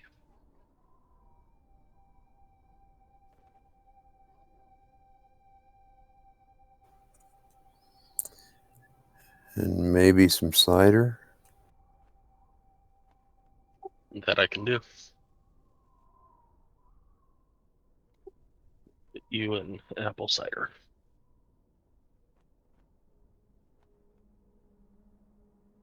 What do I owe you? You covered it last night. This is when she paid for the rooms, this is covered in that. I mean, there was extra left, so.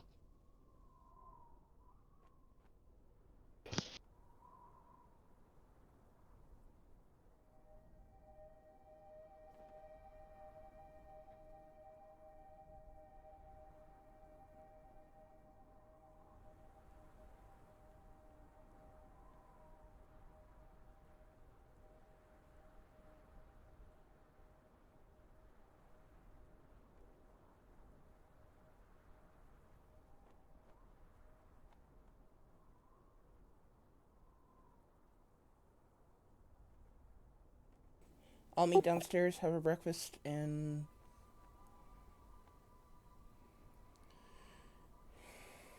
get ready to leave.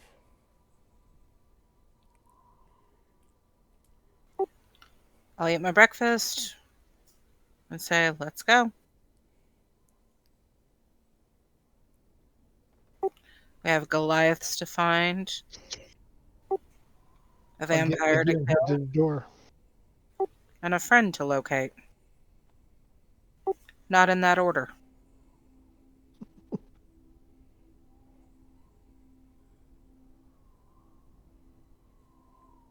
Okay, then I guess let's leave the city.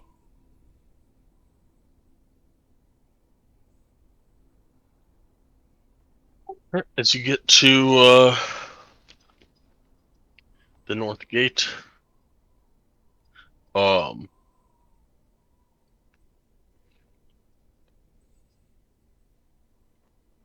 the guards see you coming. They open up the gates and wish you a fair trip.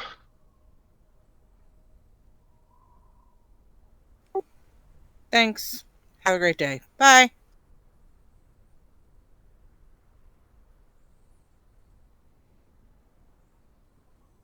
Yeah, I'll just kind of nod. As I walk through, I just kind of grumble and let's get out of here.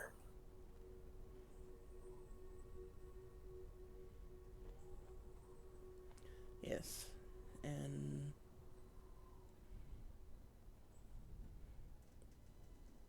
As you leave, you go around a bend in the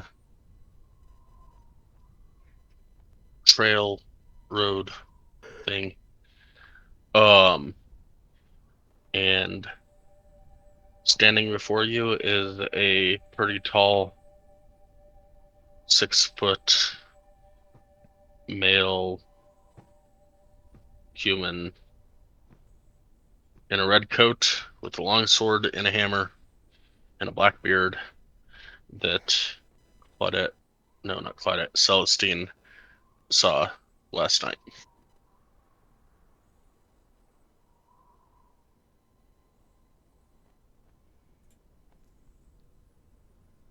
I wave. and is there anyone else around other than those two? Just him. Oh, it's just Illiken? Or, Yep. oh, the man? Yep. Okay,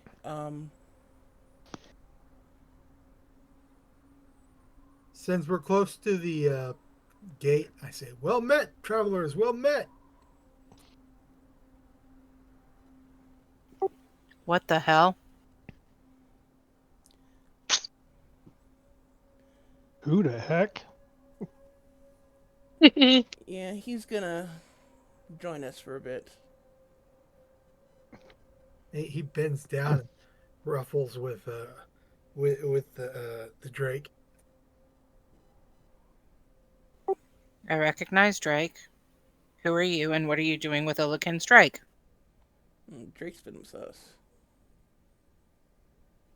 Yeah, Drake's been with you guys. He just runs over and type us out. Again, what are you doing with Illiken's Drake? Those are good questions I'll answer along the way. Let's head north. Okay, let's continue traveling. Let's get away from this town. This town is too much. Let's go. We can talk on the way. And I start to walk, but I'm also thinking and mewling out loud, well, where the hell is Illiken? we don't need him. Taps We his got this head. guy now. Sometimes you never know. We don't need Illiken. We have another meat shield now. So, where are we going now? That is the question. The angry one wanted to go north. I don't know why, but the angry one always wants to go north. Talking about killing things. Let's go north and kill things. I like killing things. Is that where you want to do? You want to take care of that first, Claudette? Well, I don't know. Where is the spine of the world? Is that south? Yes. Well, south and southwest and southeast and straight east and yeah. Okay, so yeah, killing young Colin would be a wonderful accomplishment before he gets another woman pregnant who has to die in childbirth and have that child be raised by her aunt, who the child eventually turns into a vampire. And yeah, it's just better that we stop young Colin before all of Tin Towns becomes vampires.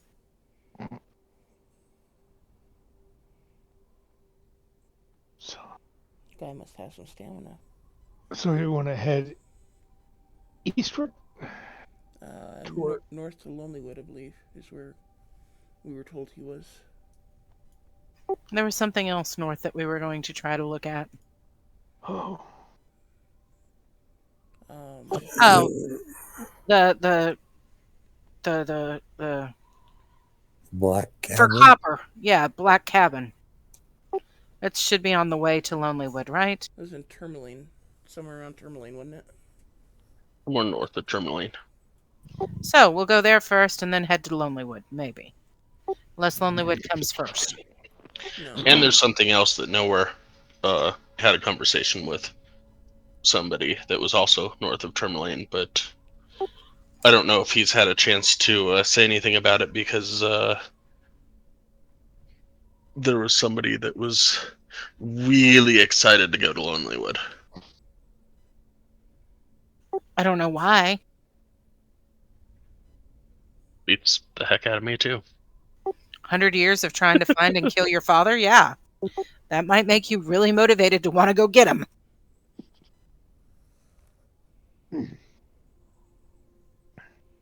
Or maybe actually understanding the concept of patience. oh, But apparently that's not you. And how old are you?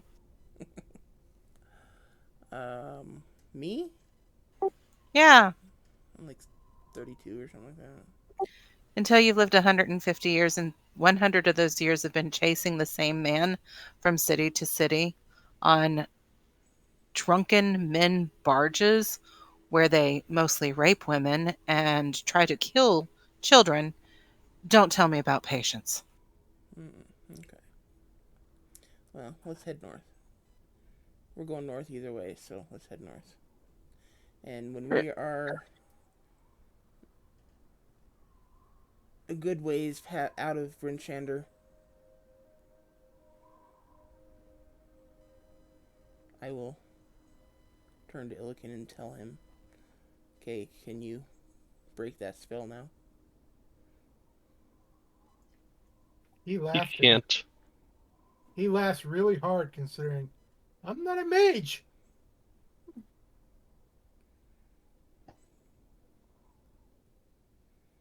Okay, did your gnomish friend tell you how to break it, or how to... It will die on its own eventually.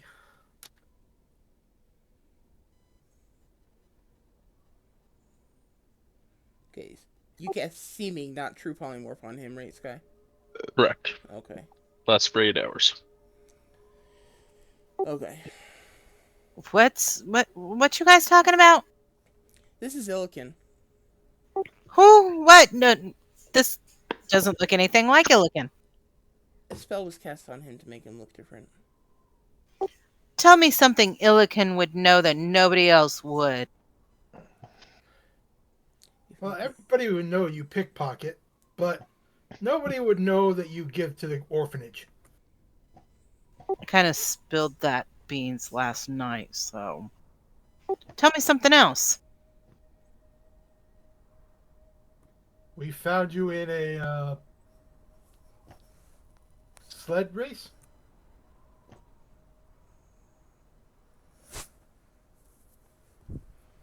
Well, dog sled. But A dog sled.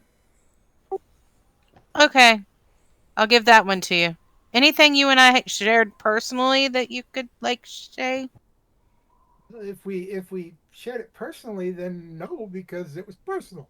But you have a thing on your head that you can probably think into my head. Yeah, I know I could do that, but I've got a headache from using it yesterday. Well, you should not have done that. Um, Well, I was trying to figure out whether or not we needed to go and kill some shit to try to find and rescue you. hey, I gave you a note. I wrote it. It was plain and simple. Don't do anything. I'll meet you on the other side. Worked great for me. the description of the other Yeah, side could have been a little bit better there. yeah, don't you think maybe, other side, like other side of town, something other than other side because, they did We've been send that. discussing meeting on the Why opposite did she side. take your place? We've been discussing meeting on the opposite side of the fence or the wall the day before. She took my place because they have faith in us beating this crappy cold.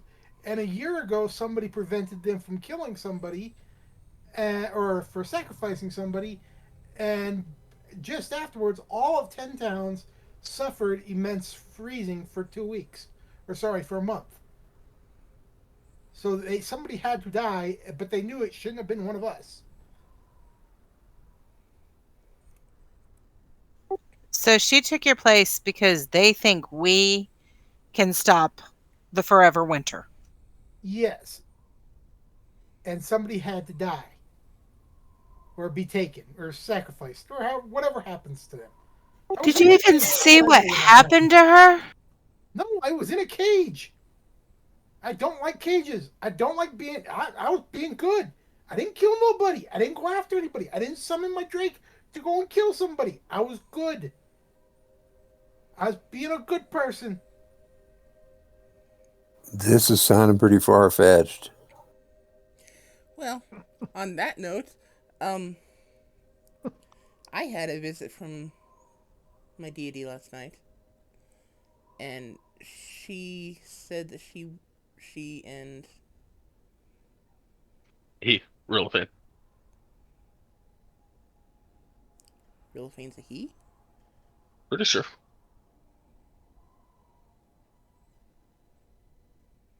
Oh, are you sure? You had a visit from your deity. Yes, my deity said that they would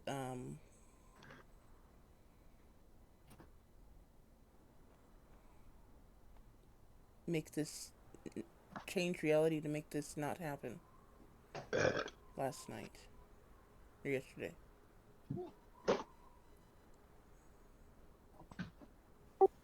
Okay. So maybe we'll meet Miss Fleming another time somewhere.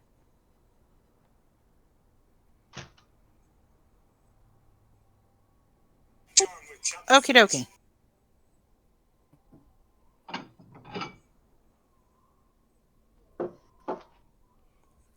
Yeah, it's getting a little twisted here. But let us head up to Tourmaline and Lonelywood and see what kind of trouble we can get into up there. Because I feel like our welcome is running thin in Punchander.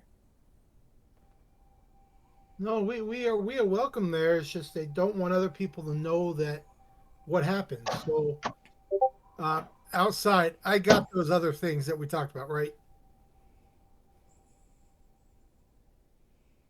Yes, you have all your stuff from. Not talking about that. Talking about Oh. something else.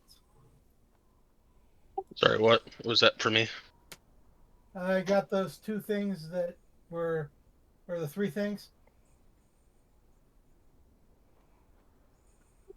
Mm, sorry, the stuff that I sent you. Yeah, I got those right. Okay. I got. Um,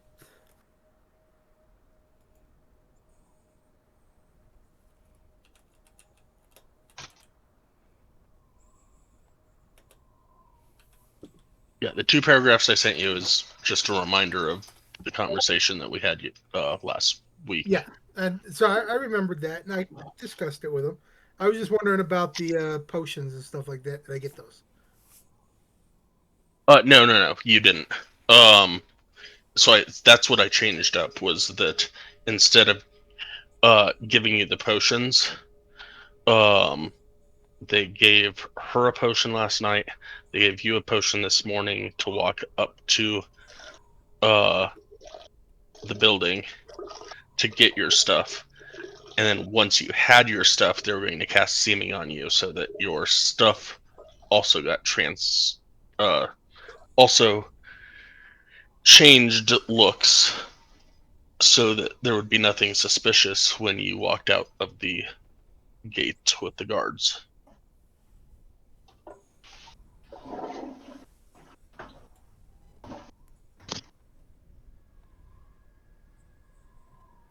Okay.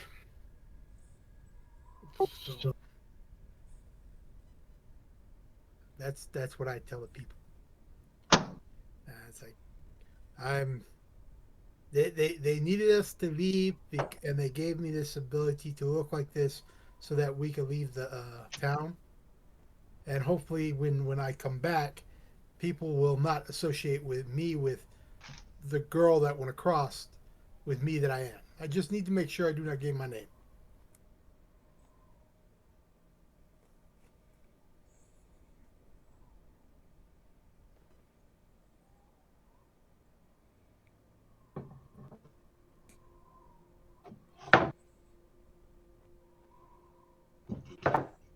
Okay, well, let's continue our travels, I guess.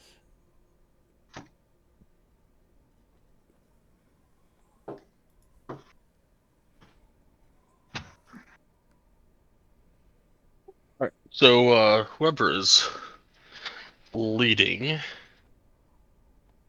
give me a perception roll. I'll go ahead and lead out. I'm leading. Okay. All good. All right. Yeah. Um.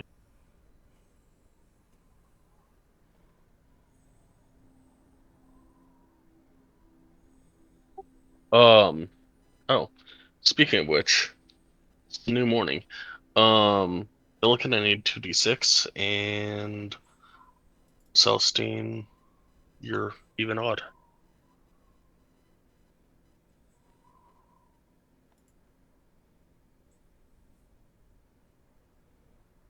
Wheel.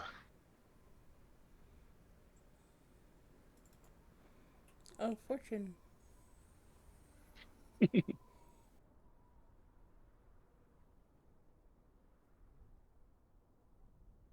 Really hoping that you would get odd that first time that you rolled, so that you like roll a D100 and you get like a 23, and I could go, whoa. But of course, it didn't happen. Oh, Illikin, give me a wisdom save.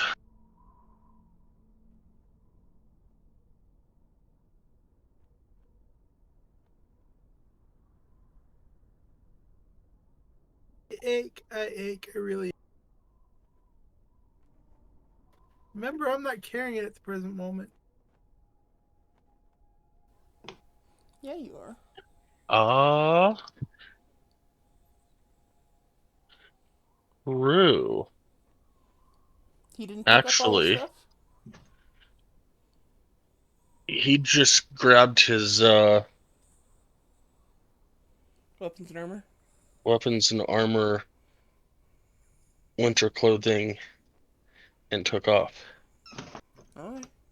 The other gear you're still holding Well, because it's you on a haven't So, given it disc. to me yet. um, Technically, no one's holding it.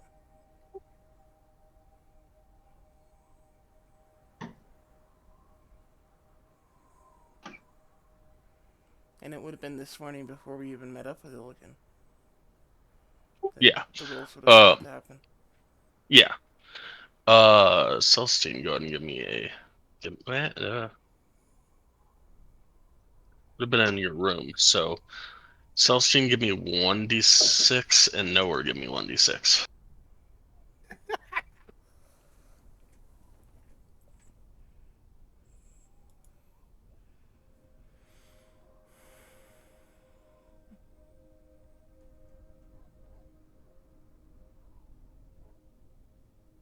Nowhere, roll me a wisdom save.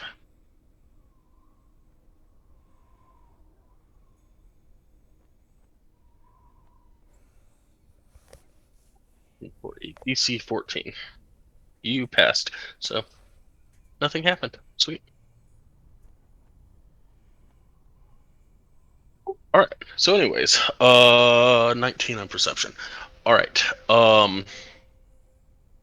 And I got 12 on my d20. So, yeah, you head out towards Targos.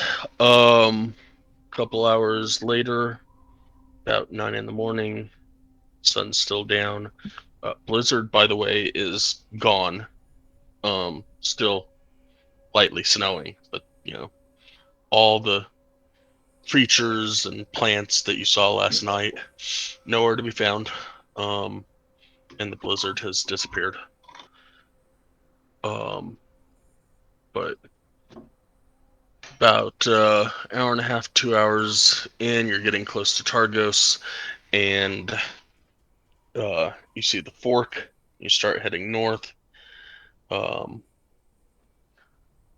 another couple hours, the sun starts barely cresting the spine of the world to the south, and a few more hours, you get to Tourmaline.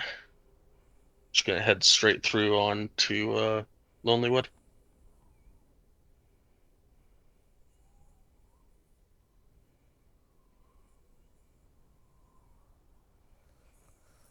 Yes, no. I will chime in and say the longer we wait, the further away that son of a bitch gets. I'm okay with heading to Lonelywood first. If everyone else is. Okay with me. Fine. So another hour goes by, and you are walking into Lonelywood. I'll collect my gear.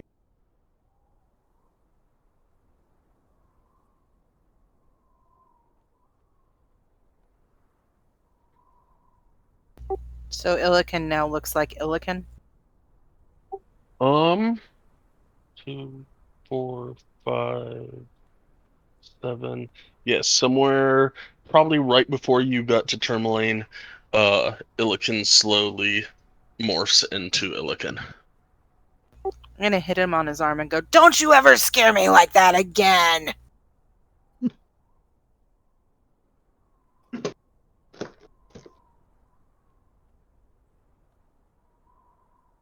He takes the hit and says, I wasn't trying to scare anybody. I was doing what we planned.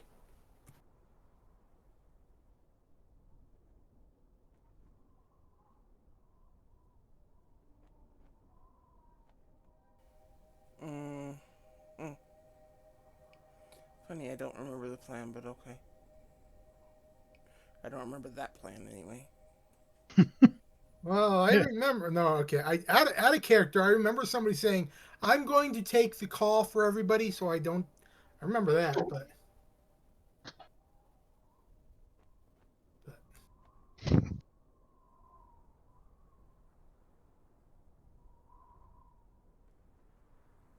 You get to Lonelywood. What are you doing?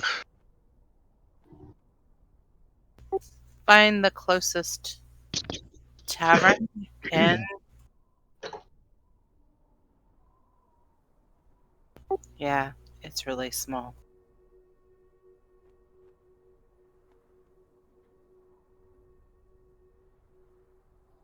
Do we want to go to the Lucky Liar, like the Lucky Liar, or the Ugly Knucklehead? The Ugly Knucklehead's not open, right? Ugly Knucklehead is your property. Oh, that's our property.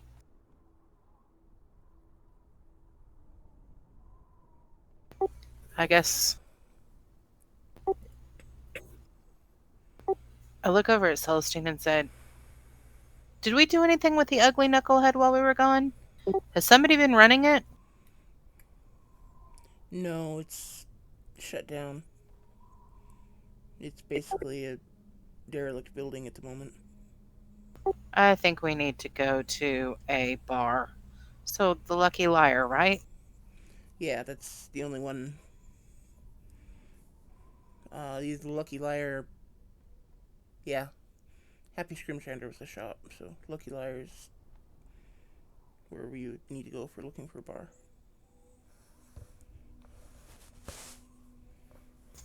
That's where I'm going to head first. Makes sense.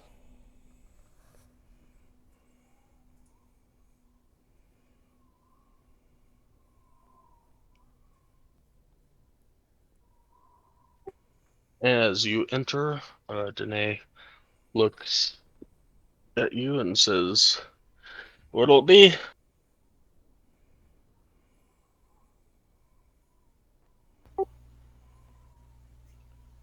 I think I would like some meat, please. Coming right up. You will go to the kitchen and grab a pint of mead for you. Say it'll be 8 silver. Do you have any food?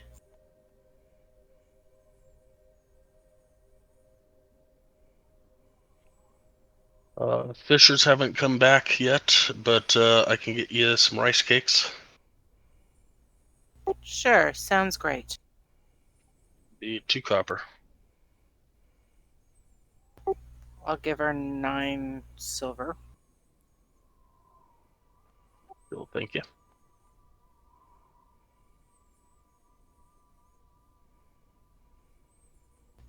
And are there patrons in here? Any that I recognize?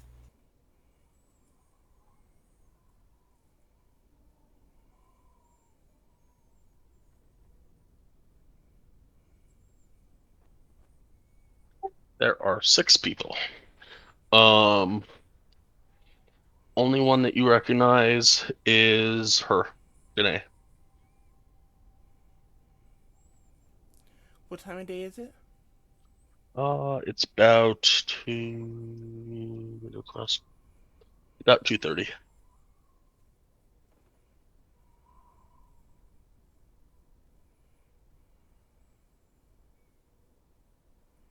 Outside, the sun is starting to set. Um, are we planning to stay here for the night, or?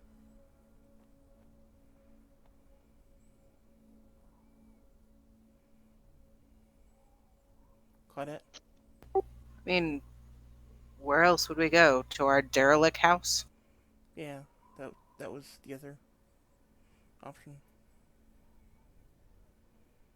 How derelict is our house? Last time you were there, it was a small inn, or not even an inn.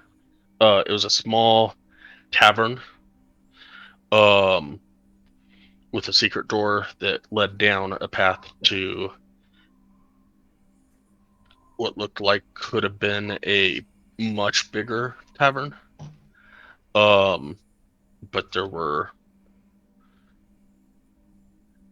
broken chairs and broken benches and really old nasty tables and an old looking bar.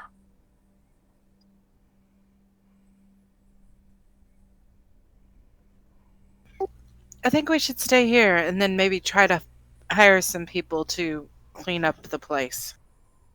Isn't this where uh, we got rooms at the speaker's house one night? Yes.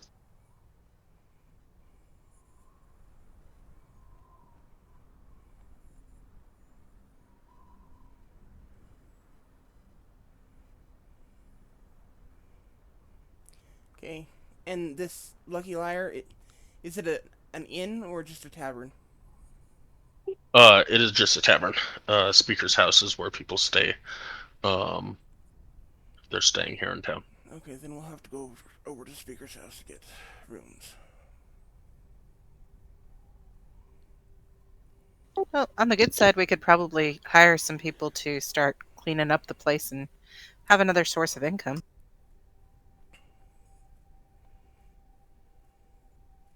We're gonna pay people to run it? Is that what you're saying? Yeah, we could, we could pay people to fix it up and then we could get it running as an inn again. Are you going to stay here and run it? No, we would hire people.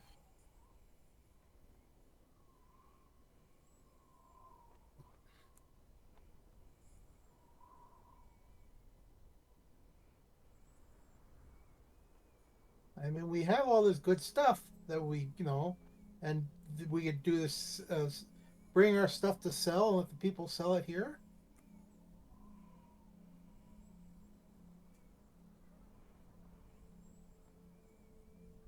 Lonelywood doesn't exactly strike me as a bustling uh, place of activity where we could actually sell much. We sell nothing. We sell something. It's still, we sell one thing. It's more than we sold a second ago.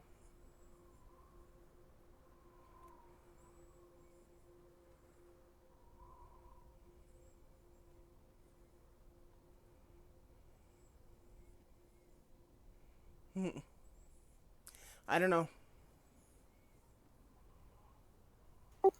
Barkeep, has there been any strange happenings going on here lately?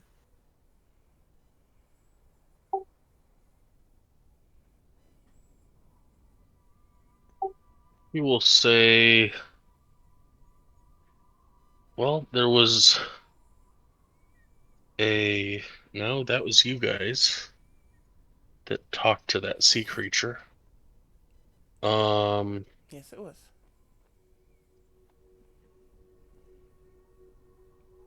And then there was the white moose, but you slayed it. Um,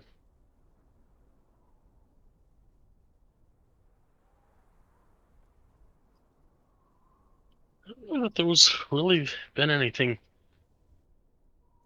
strange going on lately.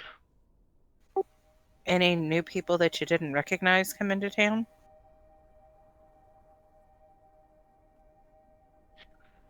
Yes, there was this one man a few days ago. Um,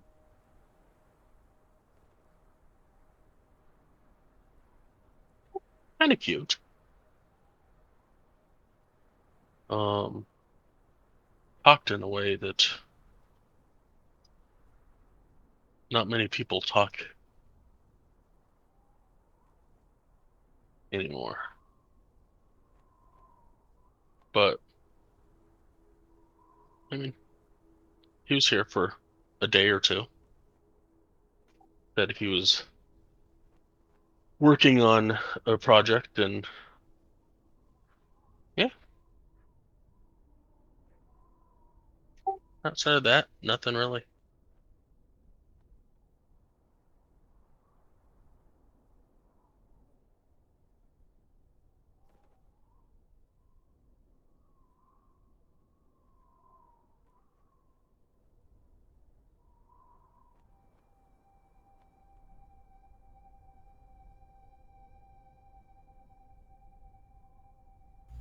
Well, okay.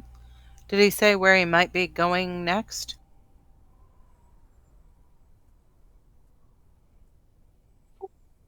He said something about a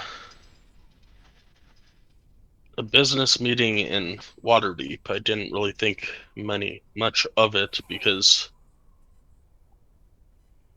nobody can get out of here.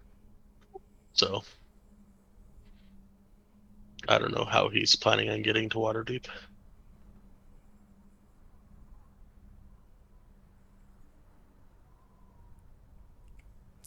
Seems to be a lot of people having that issue.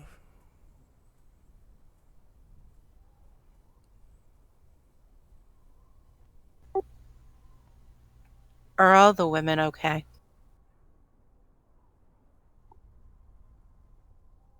Looks around and think so. I don't see everybody, but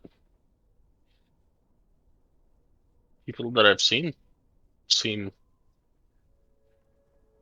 fine.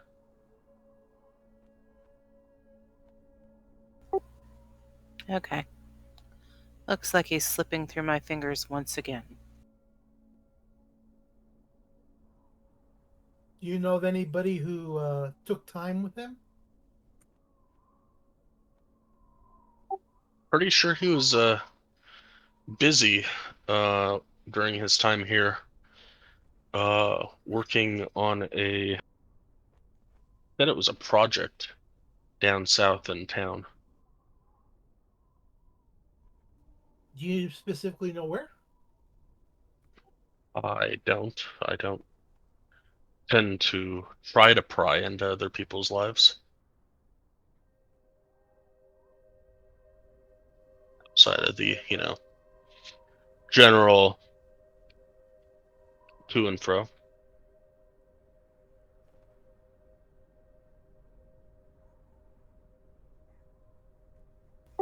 Did he visit the speaker by chance? He did not say anything to me about visiting her. Um, he may have. You probably want to talk to her about that. We will. If you see him, don't let him know we were asking about him if you can avoid it, okay? What's it worth to you? Worth you staying alive? Oh, trust me, I can stay alive just fine. Are you a Not vampire? not everybody up here in Ten Towns is what they seem. Yeah, but are you a vampire? If I was, would I tell you? Probably not. But I'll tell you I know one, and he likes to lose his temper when people are looking for him. I see.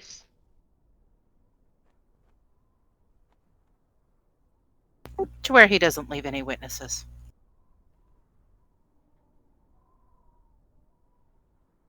Well, if that man was a vampire, he was nice. Seemed like a pretty okay person, and from what I have known in the last day, everyone's fine. So I don't know. I don't know what to tell you. But that's what it's worth to me. Your life. Not that I'm threatening you. Not by any stretch of the imagination. It's not my style.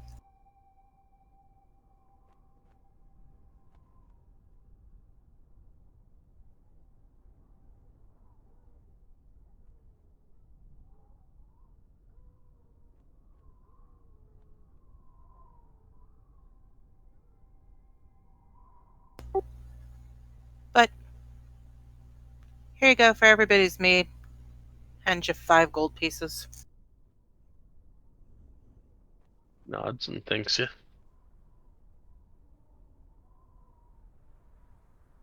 And just remember, not everybody in Ten Towns is exactly what they appear. And I'm going to walk out the door.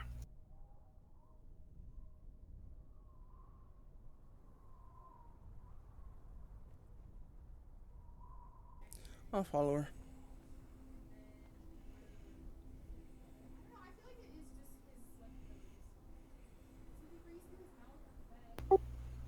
I'll go along too. I presume we're going to the speaker's house. That's where I want to go next. Yep. I'll follow her out the door.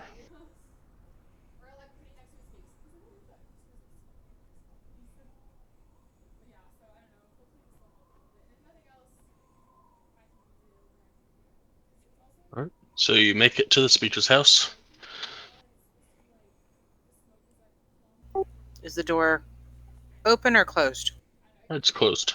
Not locked, but closed. I'll knock and then open the door. As you open the door, a couple of little tiny kids run up to the door and give you a hug and say, "Mammy!" You were so loud that your speaker didn't work, my dear. We get that they're yelling. Just tell us what they said. Mommy, you're back. They're back. Oh, yes. Hugs all the way around. With smiles. And trying to pretend to be warm.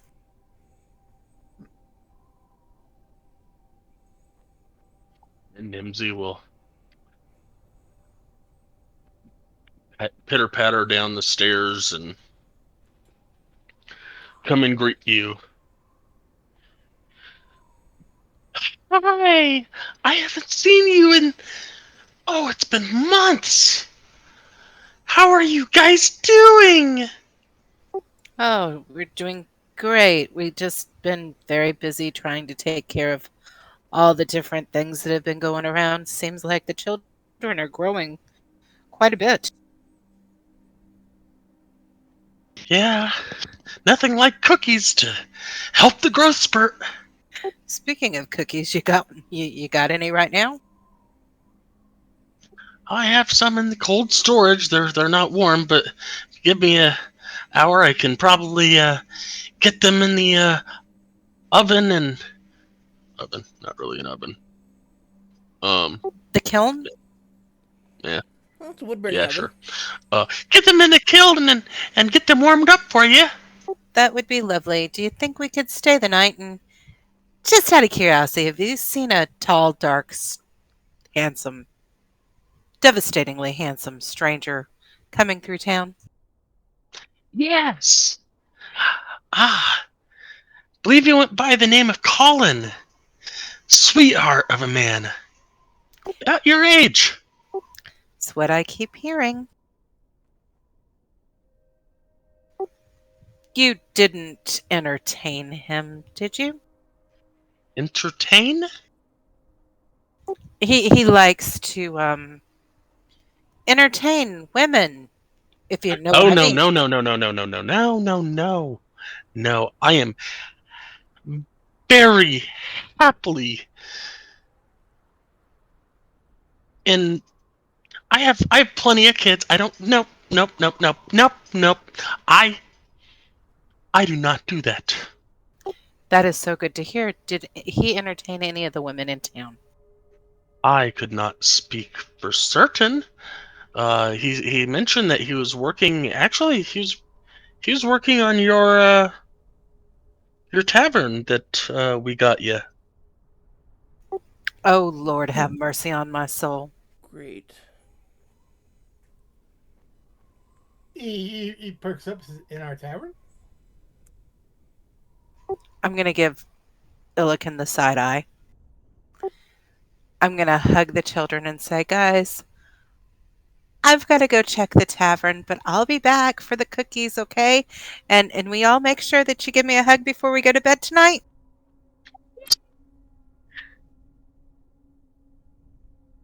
And I'm going to turn around and say, Nimsy, I will see you soon. It's always good to see you. And I'm trying to be overly cheerful right now. I really am.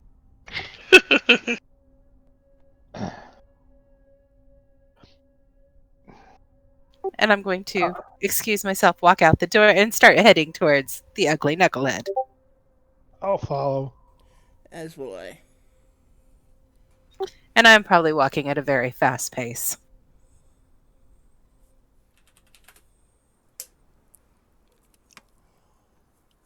Yeah, well, We'll keep up. yes, we will. Without a problem.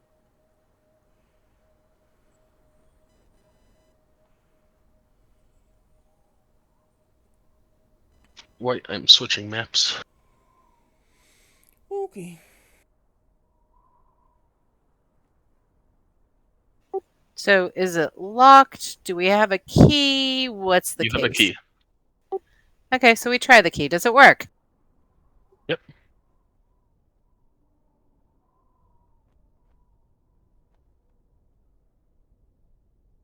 What do I see when I first come in? A very nicely furnished tavern. I hate this man. I hate him with all my heart.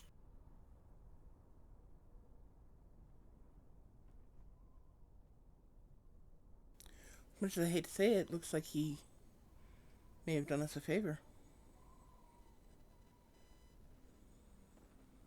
It's all bribe money. He just wants to live.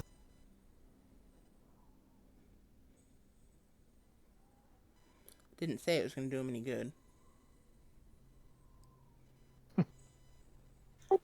Sky, I can't seem to drag my character. Now I can. Going to go walking around. So he fixed up the whole place, huh? Thus far, it is looking like yes.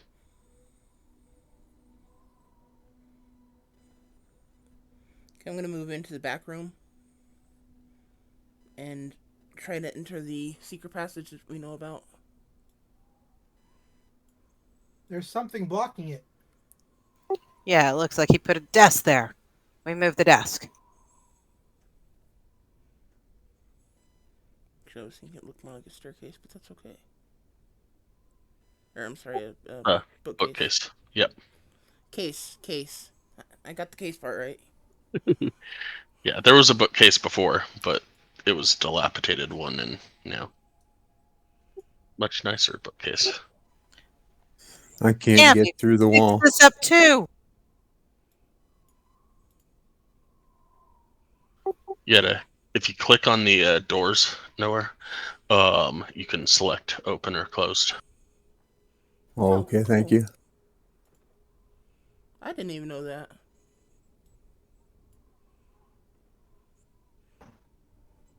Unless I lock it, and then when you click, you don't get anything.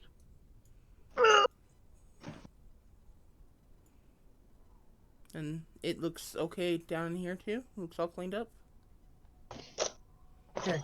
Is this still barred down here where I'm at? Oh yes, it is still barred.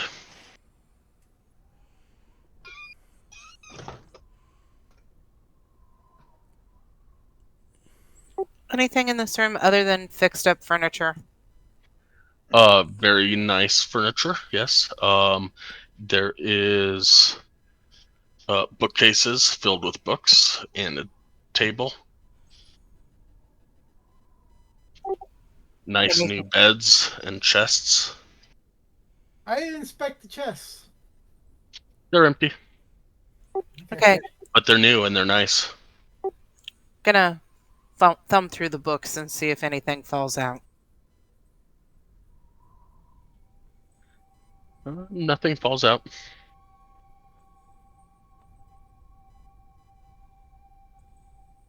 Any evidence if these can't? Nope. Yeah, he probably doesn't even know what it is. He may. that long of a time frame. You see, Illiken, as much as he don't like this guy because you don't like him, he's liking what he did with my place. I hit Illiken again. Our place, but okay. Anybody that wants to in the main area, give me a perception check. Actually, scratch that. Never mind. Doesn't matter. You'll see on the bar, right about yay there or something like that. You'll see um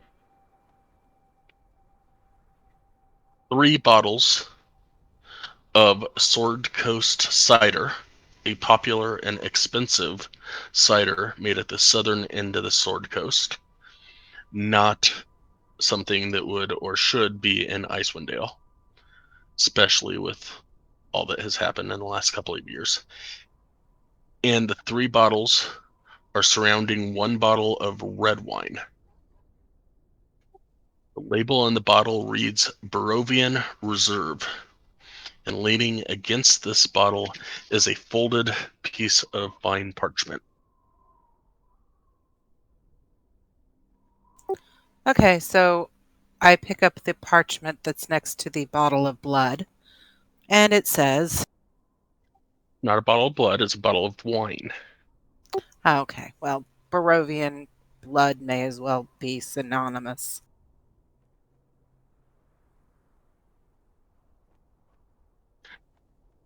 On the front, it says, My dearest Peach. Peach. I'm not Peach, so I wonder which daughter he's talking about.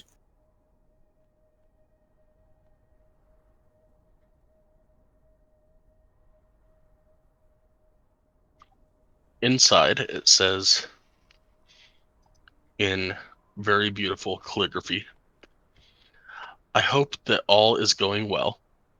I have heard that you are in search of me, and we may yet meet up at some point in the future. However, today is not the day. I have heard about the deeds that you have completed in this desolate land so very, very far from home. I cannot wait for the day we have finally been reunited. At the bottom, in a kind of shiny script, it says, Fine things come with fine trade and the proper partners and connections. There are certain connections in this harsh climate that you call home that will do you better than others. These connections can be very lucrative and can assist you with goods, services, and travel. A whole network is being built to provide trade all over the worlds. If you are interested, please see my good friend Nairth in Targos. Under his mentorship, you will be able to achieve a noble station as well as specialization in your craft. In a very flourished calligraphy at the very bottom of the script are 2 initials, YC.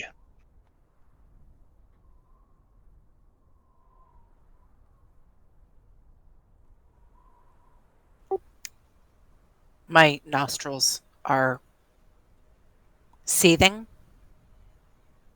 My eyes are wild. And for the first time in a long time, it looks like I'm breathing heavily.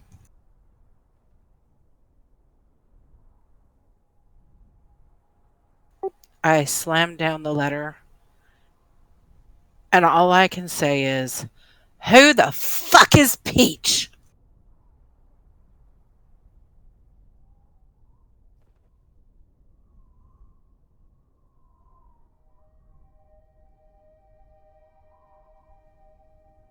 Claudette, roll me an insight check on yourself.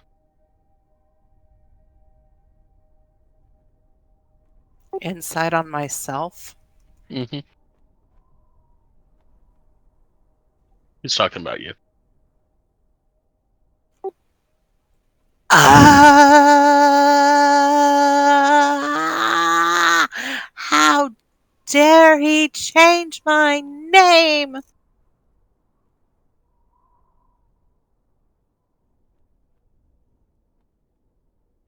I imagine it's more of a nickname than a name change. He says that this could be a lucrative business, that we could set up a trade with the rest of the world, that under his mentorship I could flourish. I think I'm pretty good at what I do: hunt, kill, steal. Hunt, kill, steal. Give to people who need it. Hunt, kill, steal. Makes you want to cut out his heart. Yes, it does, doesn't it? I'm so glad you understand me, Nowhere. Would you like some wine? No, I'm not much on wine. Anybody else want some fine Barovian wine? Mm, No, thank you. He looks at her and doesn't say anything. I'll take it.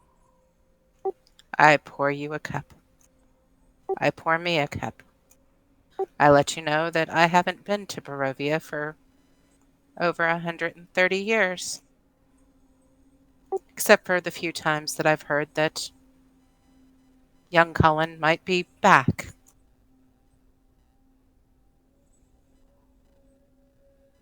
And he takes some as soon as Celestine gets away with it. Oh, you Oh, wanted to make sure it wasn't poisoned, huh? He's really bad at reading the room, and he wasn't sure if drinking would be a bad thing or a good thing. He's tired of getting hit. So he mm, waited until somebody else drink and then says, okay, I can drink now. Pours you a cup.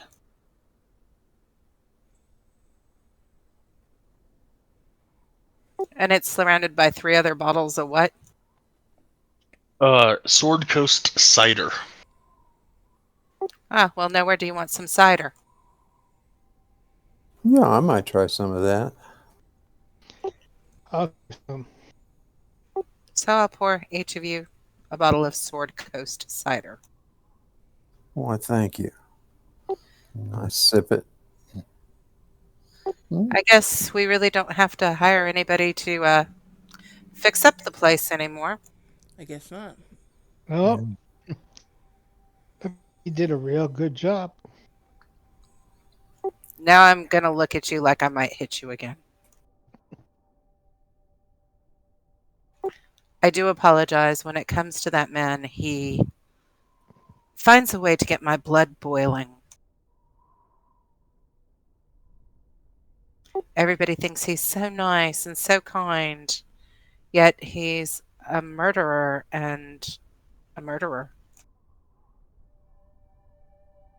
I mean, he wasn't even around when I was born. He like took off the minute he impregnated her. But oh, she talked about him all through the pregnancy.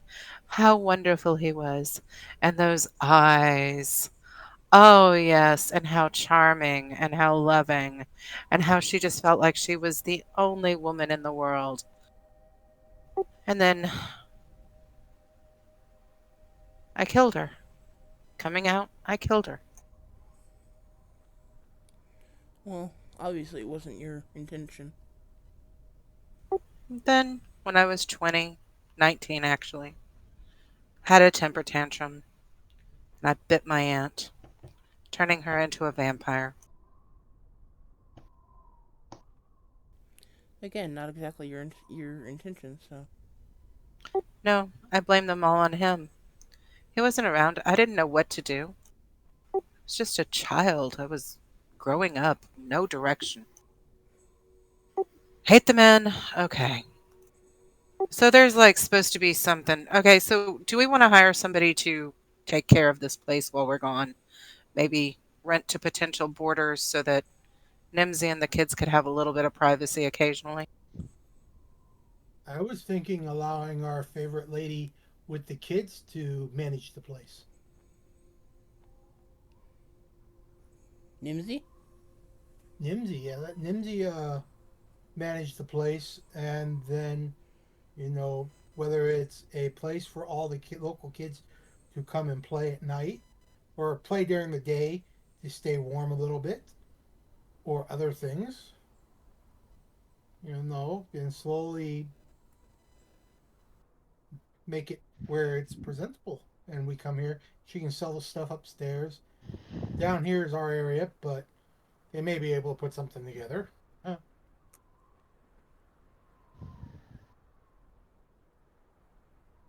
Maybe she could hire somebody to run the place and make it a true inn.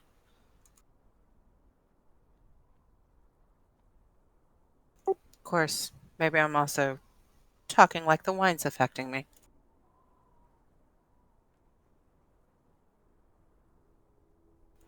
So, shall we all go back and let Nimsy know that we found lodging for the night?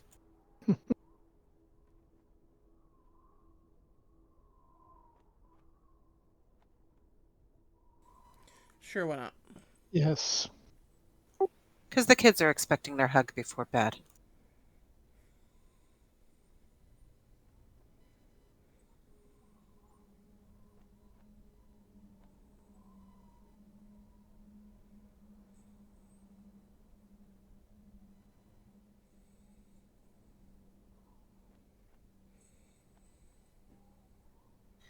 When I leave, I will start heading out. I will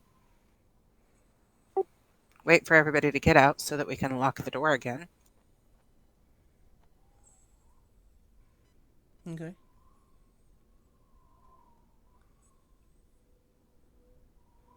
I'll follow.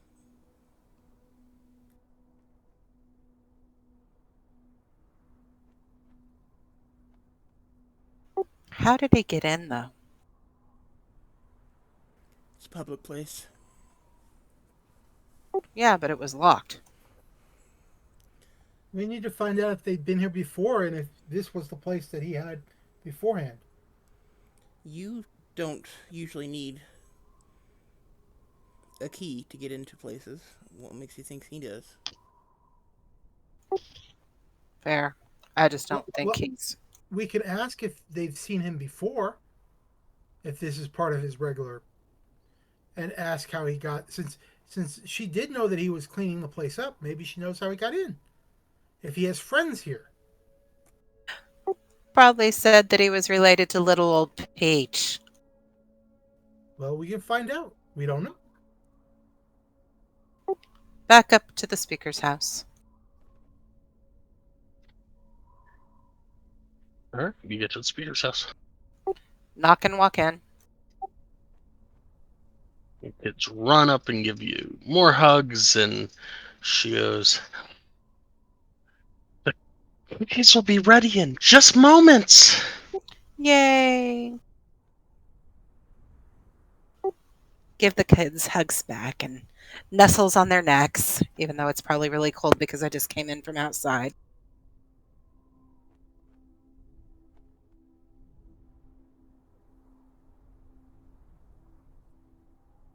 Look, and I'll let you ask Nimsy the questions because I'm just done with him right now.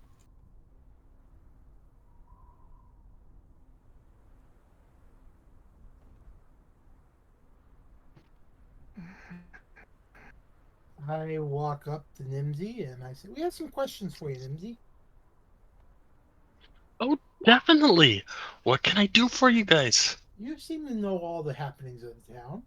My I don't know question, about all of them, but the majority of them. My question is, do you know how dear Colin was able to get inside uh, our facility?"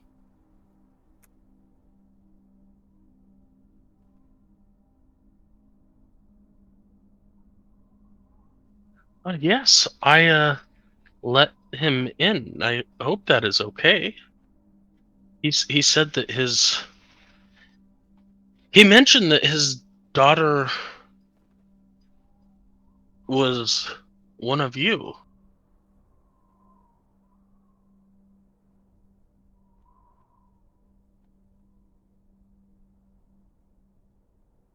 Is that not the case? I will put my hand on Claudette's shoulder and say, "Unfortunately, it is." Un- Unfortunately for him or for Her. her?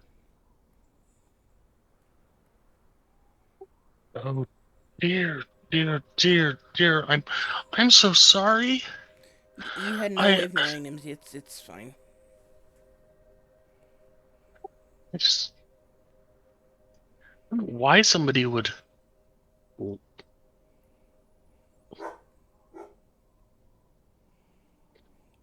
He's, lie. despite what he did, the fact that he cleaned up and repaired the tavern, he's not a good man, and let's just say he has a lot to answer for if we catch up to him. I see. That's so well mannered when I spoke with him. He didn't seem like a bad person. Yeah, unfortunately, he's very charismatic and very good at deception. I'm just stalling until Opal gets back.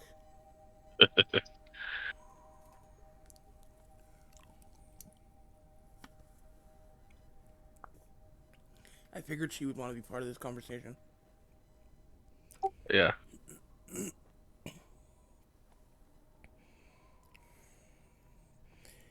I'm back. Welcome back. Woohoo. Uh, Did you hear all that or? Paraphrase, I had to pee. Okay, I didn't know if you had wireless or. Um, Ilkin asked how he got in. Uh, Nimsy said that she let him in because he was a sweetheart, and he said that his daughter um was one of you, and uh Celestine said, uh yes, that's not a good thing, and she was like, for him or for her, and she put her hand on your shoulder and said, for you. And then she started freaking out because she apparently let a bad man, a very nice, well mannered bad man, into your place, understanding that he was fixing it up as a surprise for his daughter. Nimsy, you don't have to freak out. It's okay, sweetie. It's okay. I It's a just, very it's a very long, drawn out story that begins with he's the sperm donor that used my mother as a vessel to give birth to me. I see.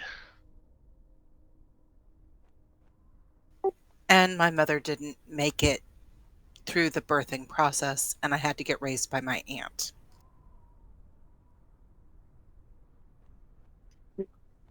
I'm so sorry. It's okay. But you didn't do anything wrong.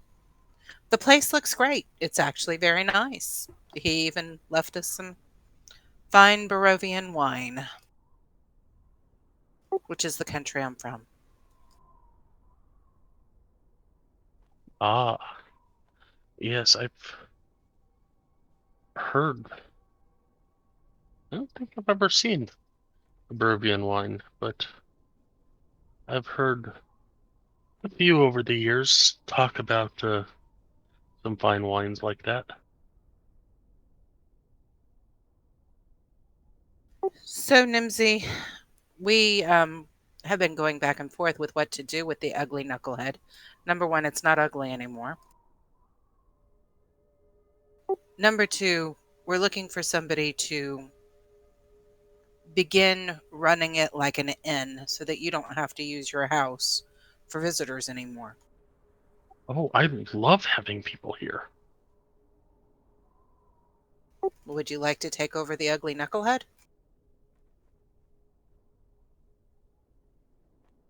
I mean, it's your property.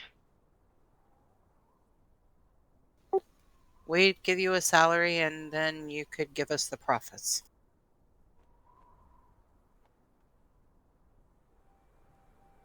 I'm really, I, I'm fine with being a speaker, and I'm fine with having people at at my residence because I mean, it was made for a human, and there's just I'm I don't know that I'm really suited for that. I've got the kids to run to uh feed, and the kids to teach, and I don't know that that's really something that I want to do. Okay, do you know anybody who would be interested? Mm, I don't really. I could put up a posting at the on the bulletin board outside and see if anyone's interested, but I mean, we're a small town. We've only got 100 strong, and as fortunate or unfortunate, depending on how you look at it, not a lot of visitors come up here, and a lot of the people in the town like that. Okay, it was just an idea.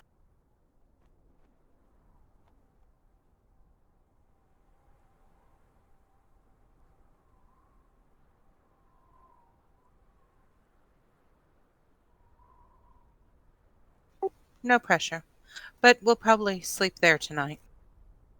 Okay, well, here's your batch of cookies, and she'll go over to the kiln oven stove thingy and get the get about a dozen cookies out for you guys.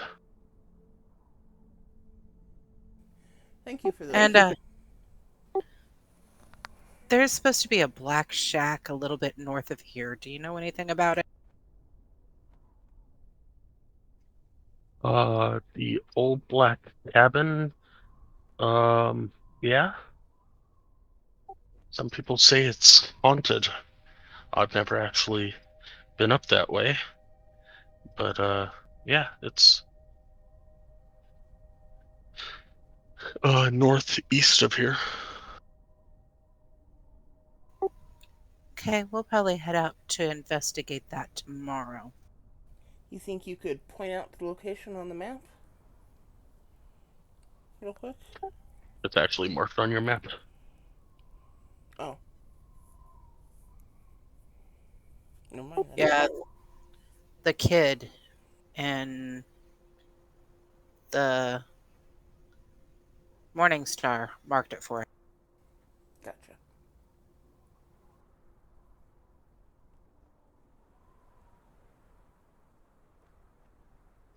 Hopper, the adult in the House of the Morning Lord. He was a gnome though, Hopper. right? Yes. Looked like a kid to me.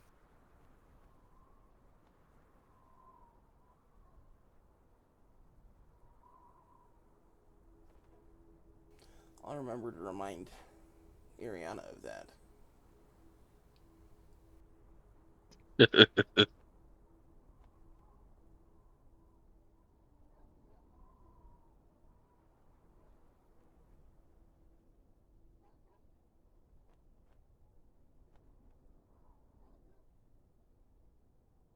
Why would Ariana? Oh, because, yeah, gotcha.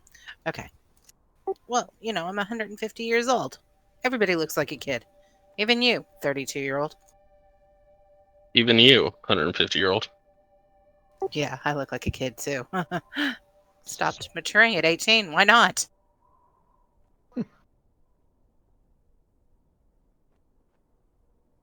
Of course, we're really not having that conversation in front of Nimsy. Don't want to make her uncomfortable.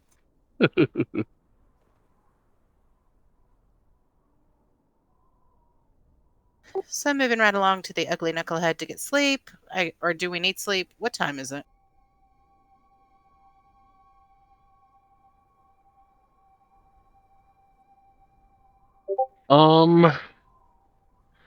Got the 2:30,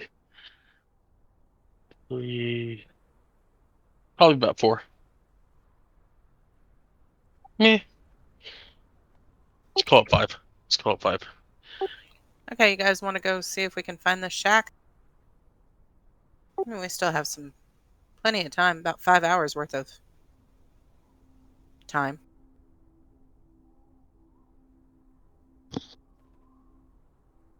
Yeah, we could do that. Nimsy, we'll see you tomorrow. Or later.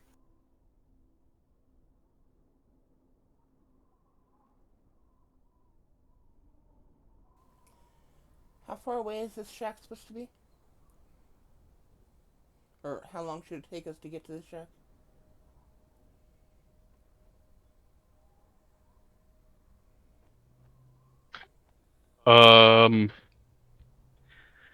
Depending on if you go back to Tourmaline and head north, or if you leave through the east path between the woods of Lonelywood, between 12 and 14 hours.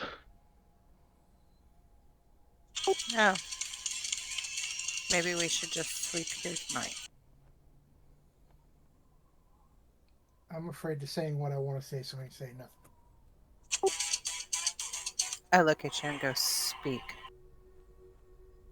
There are some nice comfy beds now. Yeah, I'm sure they are. Okay, Nimsy, we'll see you in the morning. I take a bite of a cookie.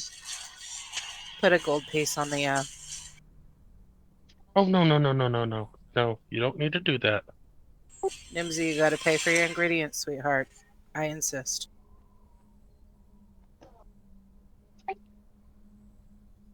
She'll kind of bow her head and... Okay. That's the least you could do because you gave us the last basket for free, and that was a lot of cookies. We really enjoyed them.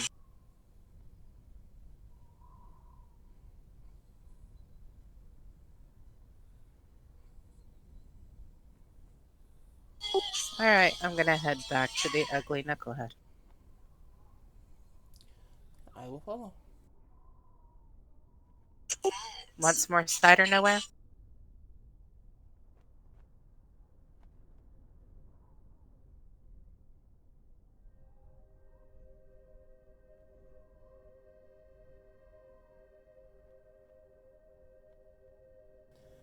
Is that your carrot? For nowhere. I was trying. I mean, he hasn't had cider in a while.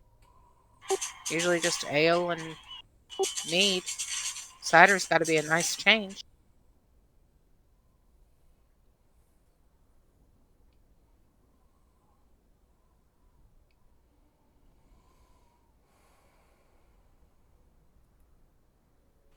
Arden, up for some more cider? Yes. Okay. We're all leaving. I'll lead the way. So about 10 minutes later, you get to your ugly knucklehead and get in and get situated. I'll pour drinks for everybody.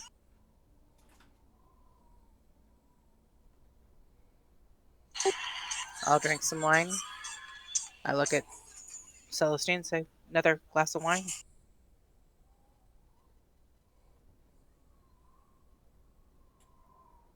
Sure, why not? Illiken, their glass will fill it off. Finish it off, so He does so. pour the cider for Nowhere and for Arden and say, To friendship and vengeance. May they never cross lines. Here, here. Or if they do, it's done together.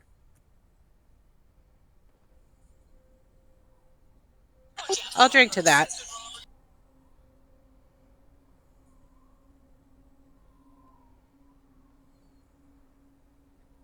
Almost sounded like a thinly veiled threat to everybody else. Don't get me in trouble over here. No, not you, her. It's not the I way was I like, take it.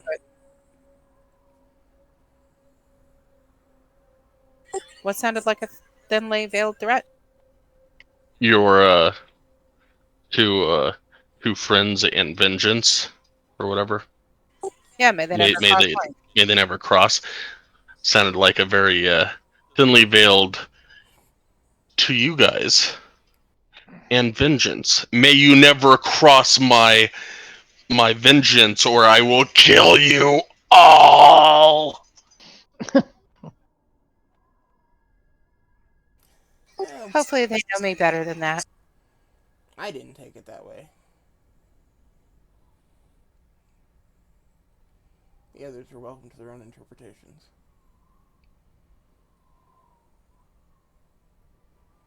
But after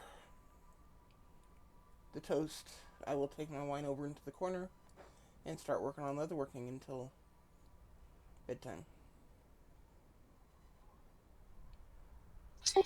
I'll take my glass and try to help.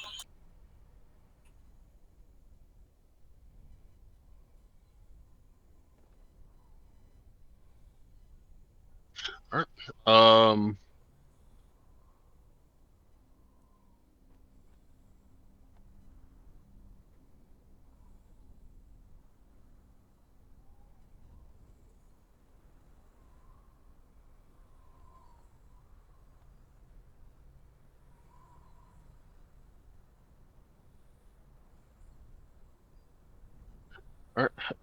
right. Give me 2 checks at advantage.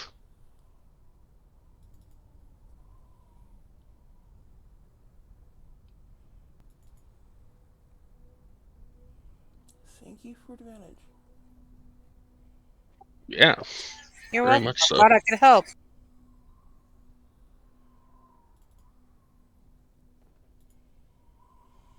All right, so you get another 4 hours in, which should be 46. Sounds good.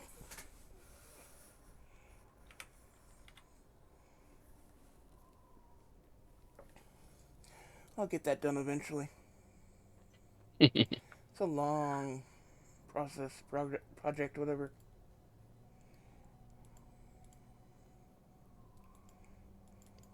Anybody else want to do anything in this 4 hours?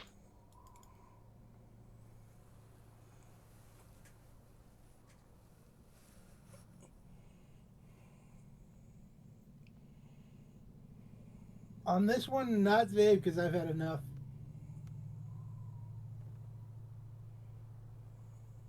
I'm debating.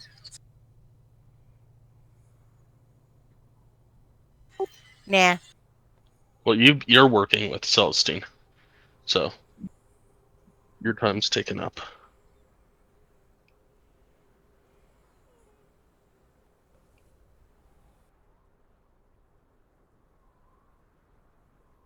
All right. I guess midnight comes and you guys go to your rooms with the beds and go to sleep. Sounds like a plan. Good for me. And nobody invades your space, and nothing happens, and you wake up. Elkin, give me 2d6. Yeah, because now I have my ring. Oh, you think it's your ring, do you? I think. I don't know.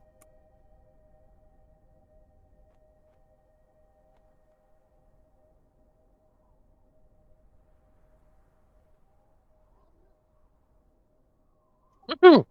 All right, wisdom save. DC 14.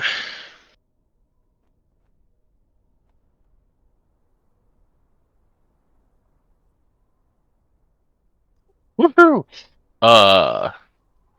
Roll me a D8.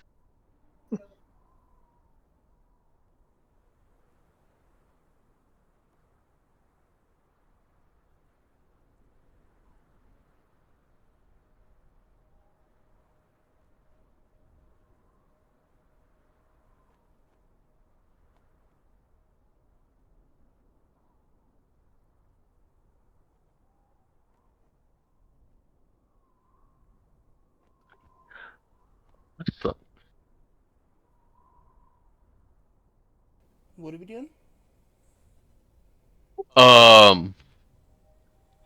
As you meet up in the main room in the morning, depending on who goes first, I don't know. And depending on where everybody's staying. Illiken smells like death itself. Illiken, what the hell did you do last night? Does wine not agree with you? Oh my god! Can you not smell yourself? Go take a shower. No, Go, no. go take a bath. If it was somebody else, I'd have a question. But... Ooh. That smells like something died. So it's not just me. He does smell. Oh yes, very much so. Well, almost as bad as Claudette did at one point.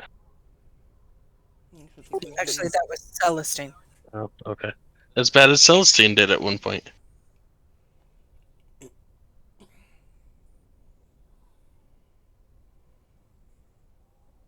I'm gonna whisper in his ear. Did you shot yourself, man? No, this is death. This is not shot. Still, it's got. Wow. Ooh. I go and start trying to wash it off. I'm gonna go Celestine. I think that maybe, just like we thought when he picked up that stuff, he might. Yeah, you might want to fix him.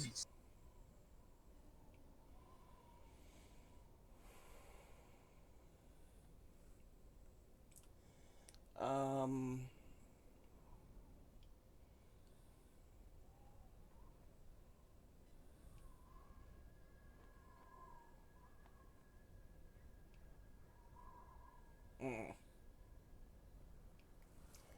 I guess I'll walk over and use the bead on him from the necklace.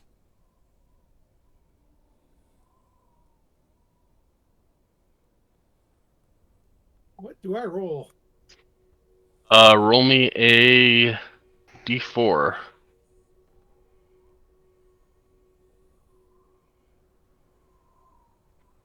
1 and 2 is 1, and 3 and 4 is 2.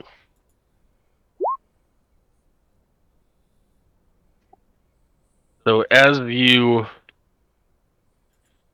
cast lesser restoration or greater restoration on him, Greater.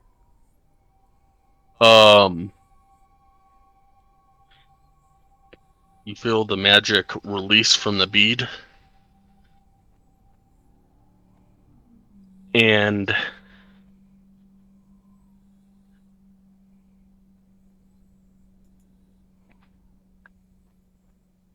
it seems to take an effect on him. But damn, does he smell horrible. So Man. It still smells bad. It works He when you still did it on smells horrible. yourself.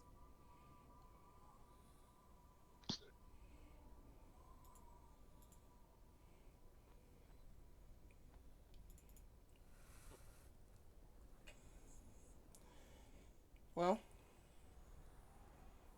there must have been something else wrong with him. Um, Yeah, I did have that ticking stuff. I was gonna try to see if he was You still you there, but do he see hasn't done that me in a while. loosen just a little bit, relax just a little bit. okay. Um,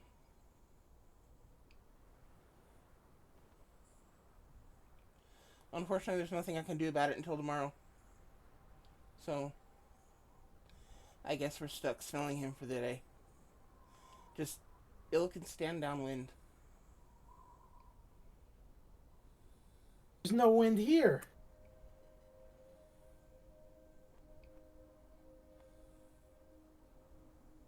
I apologize, dude, but you're gonna have to like stand like 10 feet away from us at all times.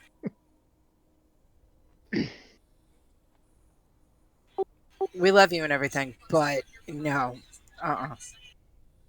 Do you remember that time that, Celestine smelled so bad that it was like rank?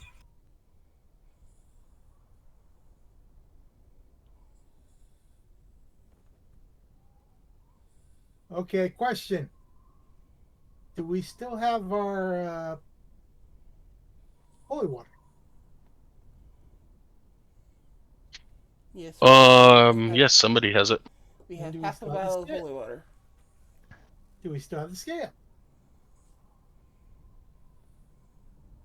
Yes. Then let me see it. And let me use it.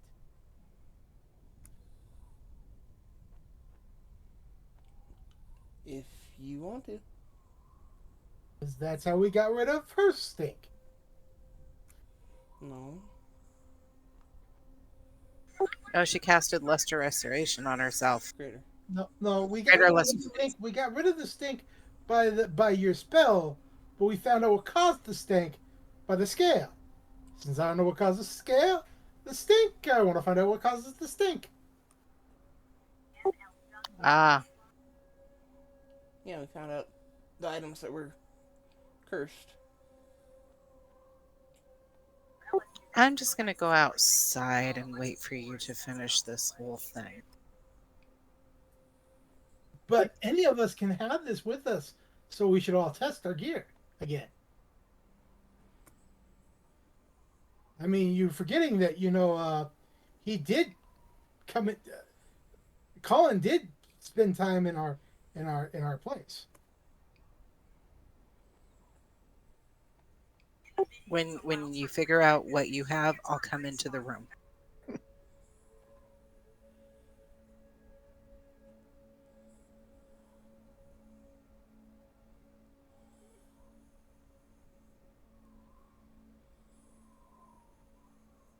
And once they start, I'll do the whole walk in, walk out with each one of my items. After a while, you will have figured out that your aquamarine and your what the hell is it called? Um,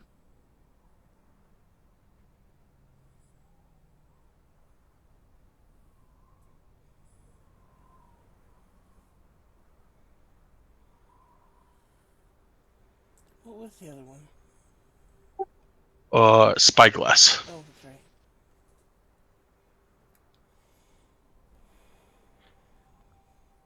The aquamarine and the spyglass seem to be giving off an evil aura. The aquamarine, what's that? One of your Stone. gems. One of your gems.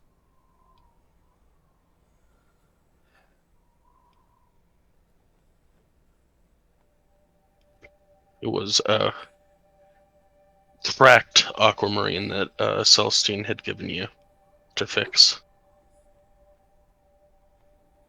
It's all Celsius' fault. Not exactly. Wow. You've been keeping it on your personage, so that's on you.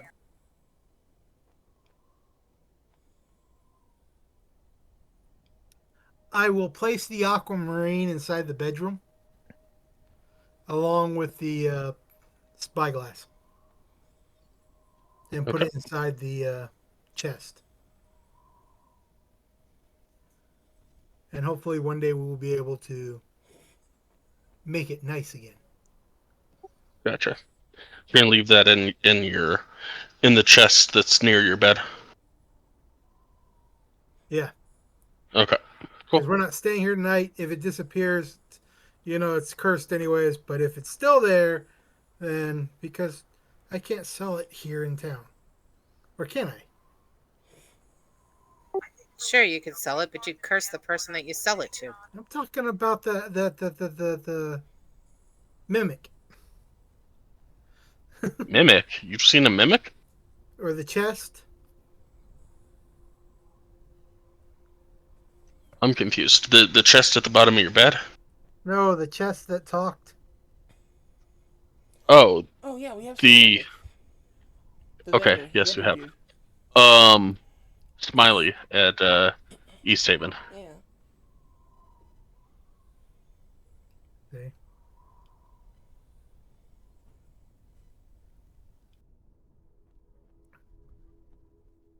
So I put that stuff away, and then I walk outside. Am I still smelly? Yeah, You are still smelly. Okay.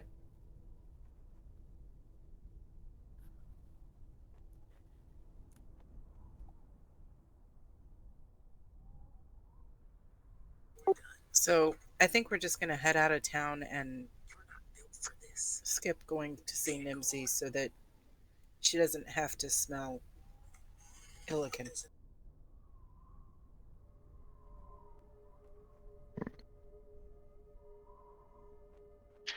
And you are heading out towards the northeast, towards the where your map said the black cabin was. Yes, sir. All right. Who is leading? I will since I got the map. All right. Go ahead and give me a perception roll at advantage for the map.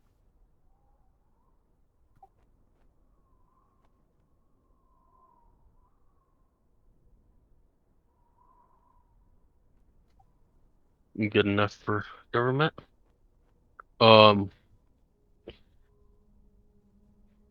Assuming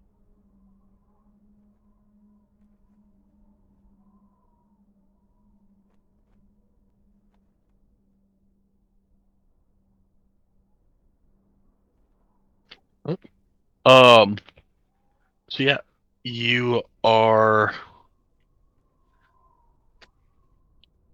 walking out and the sun comes up and the sun comes down and you are getting close, and off in the distance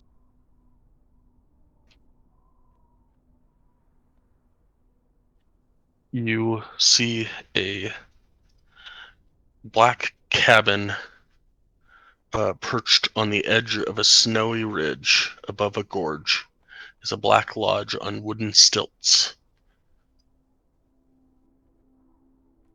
Whatever path might have led to this ramshackle retreat lies buried under snow.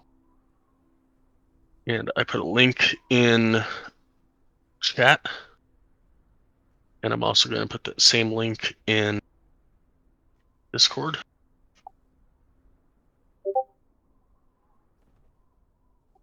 And that is a YouTube video of what you see as you're walking up.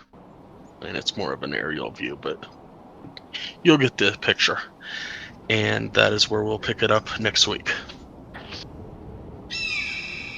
Okie dokie.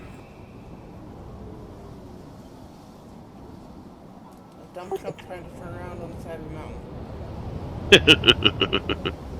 You gotta skip I the love ad. the ads. Thank you. Thank you very much for the good game. Dad, I'll contact you tomorrow night on fixing your computer. Do we see the squirrel too? You can ignore the scroll. Okie dokie. I don't see any squirrels. It's at the end. All right, guys. I'll see you next week. You guys try to have a good week. You as Yep. well. See you some Friday.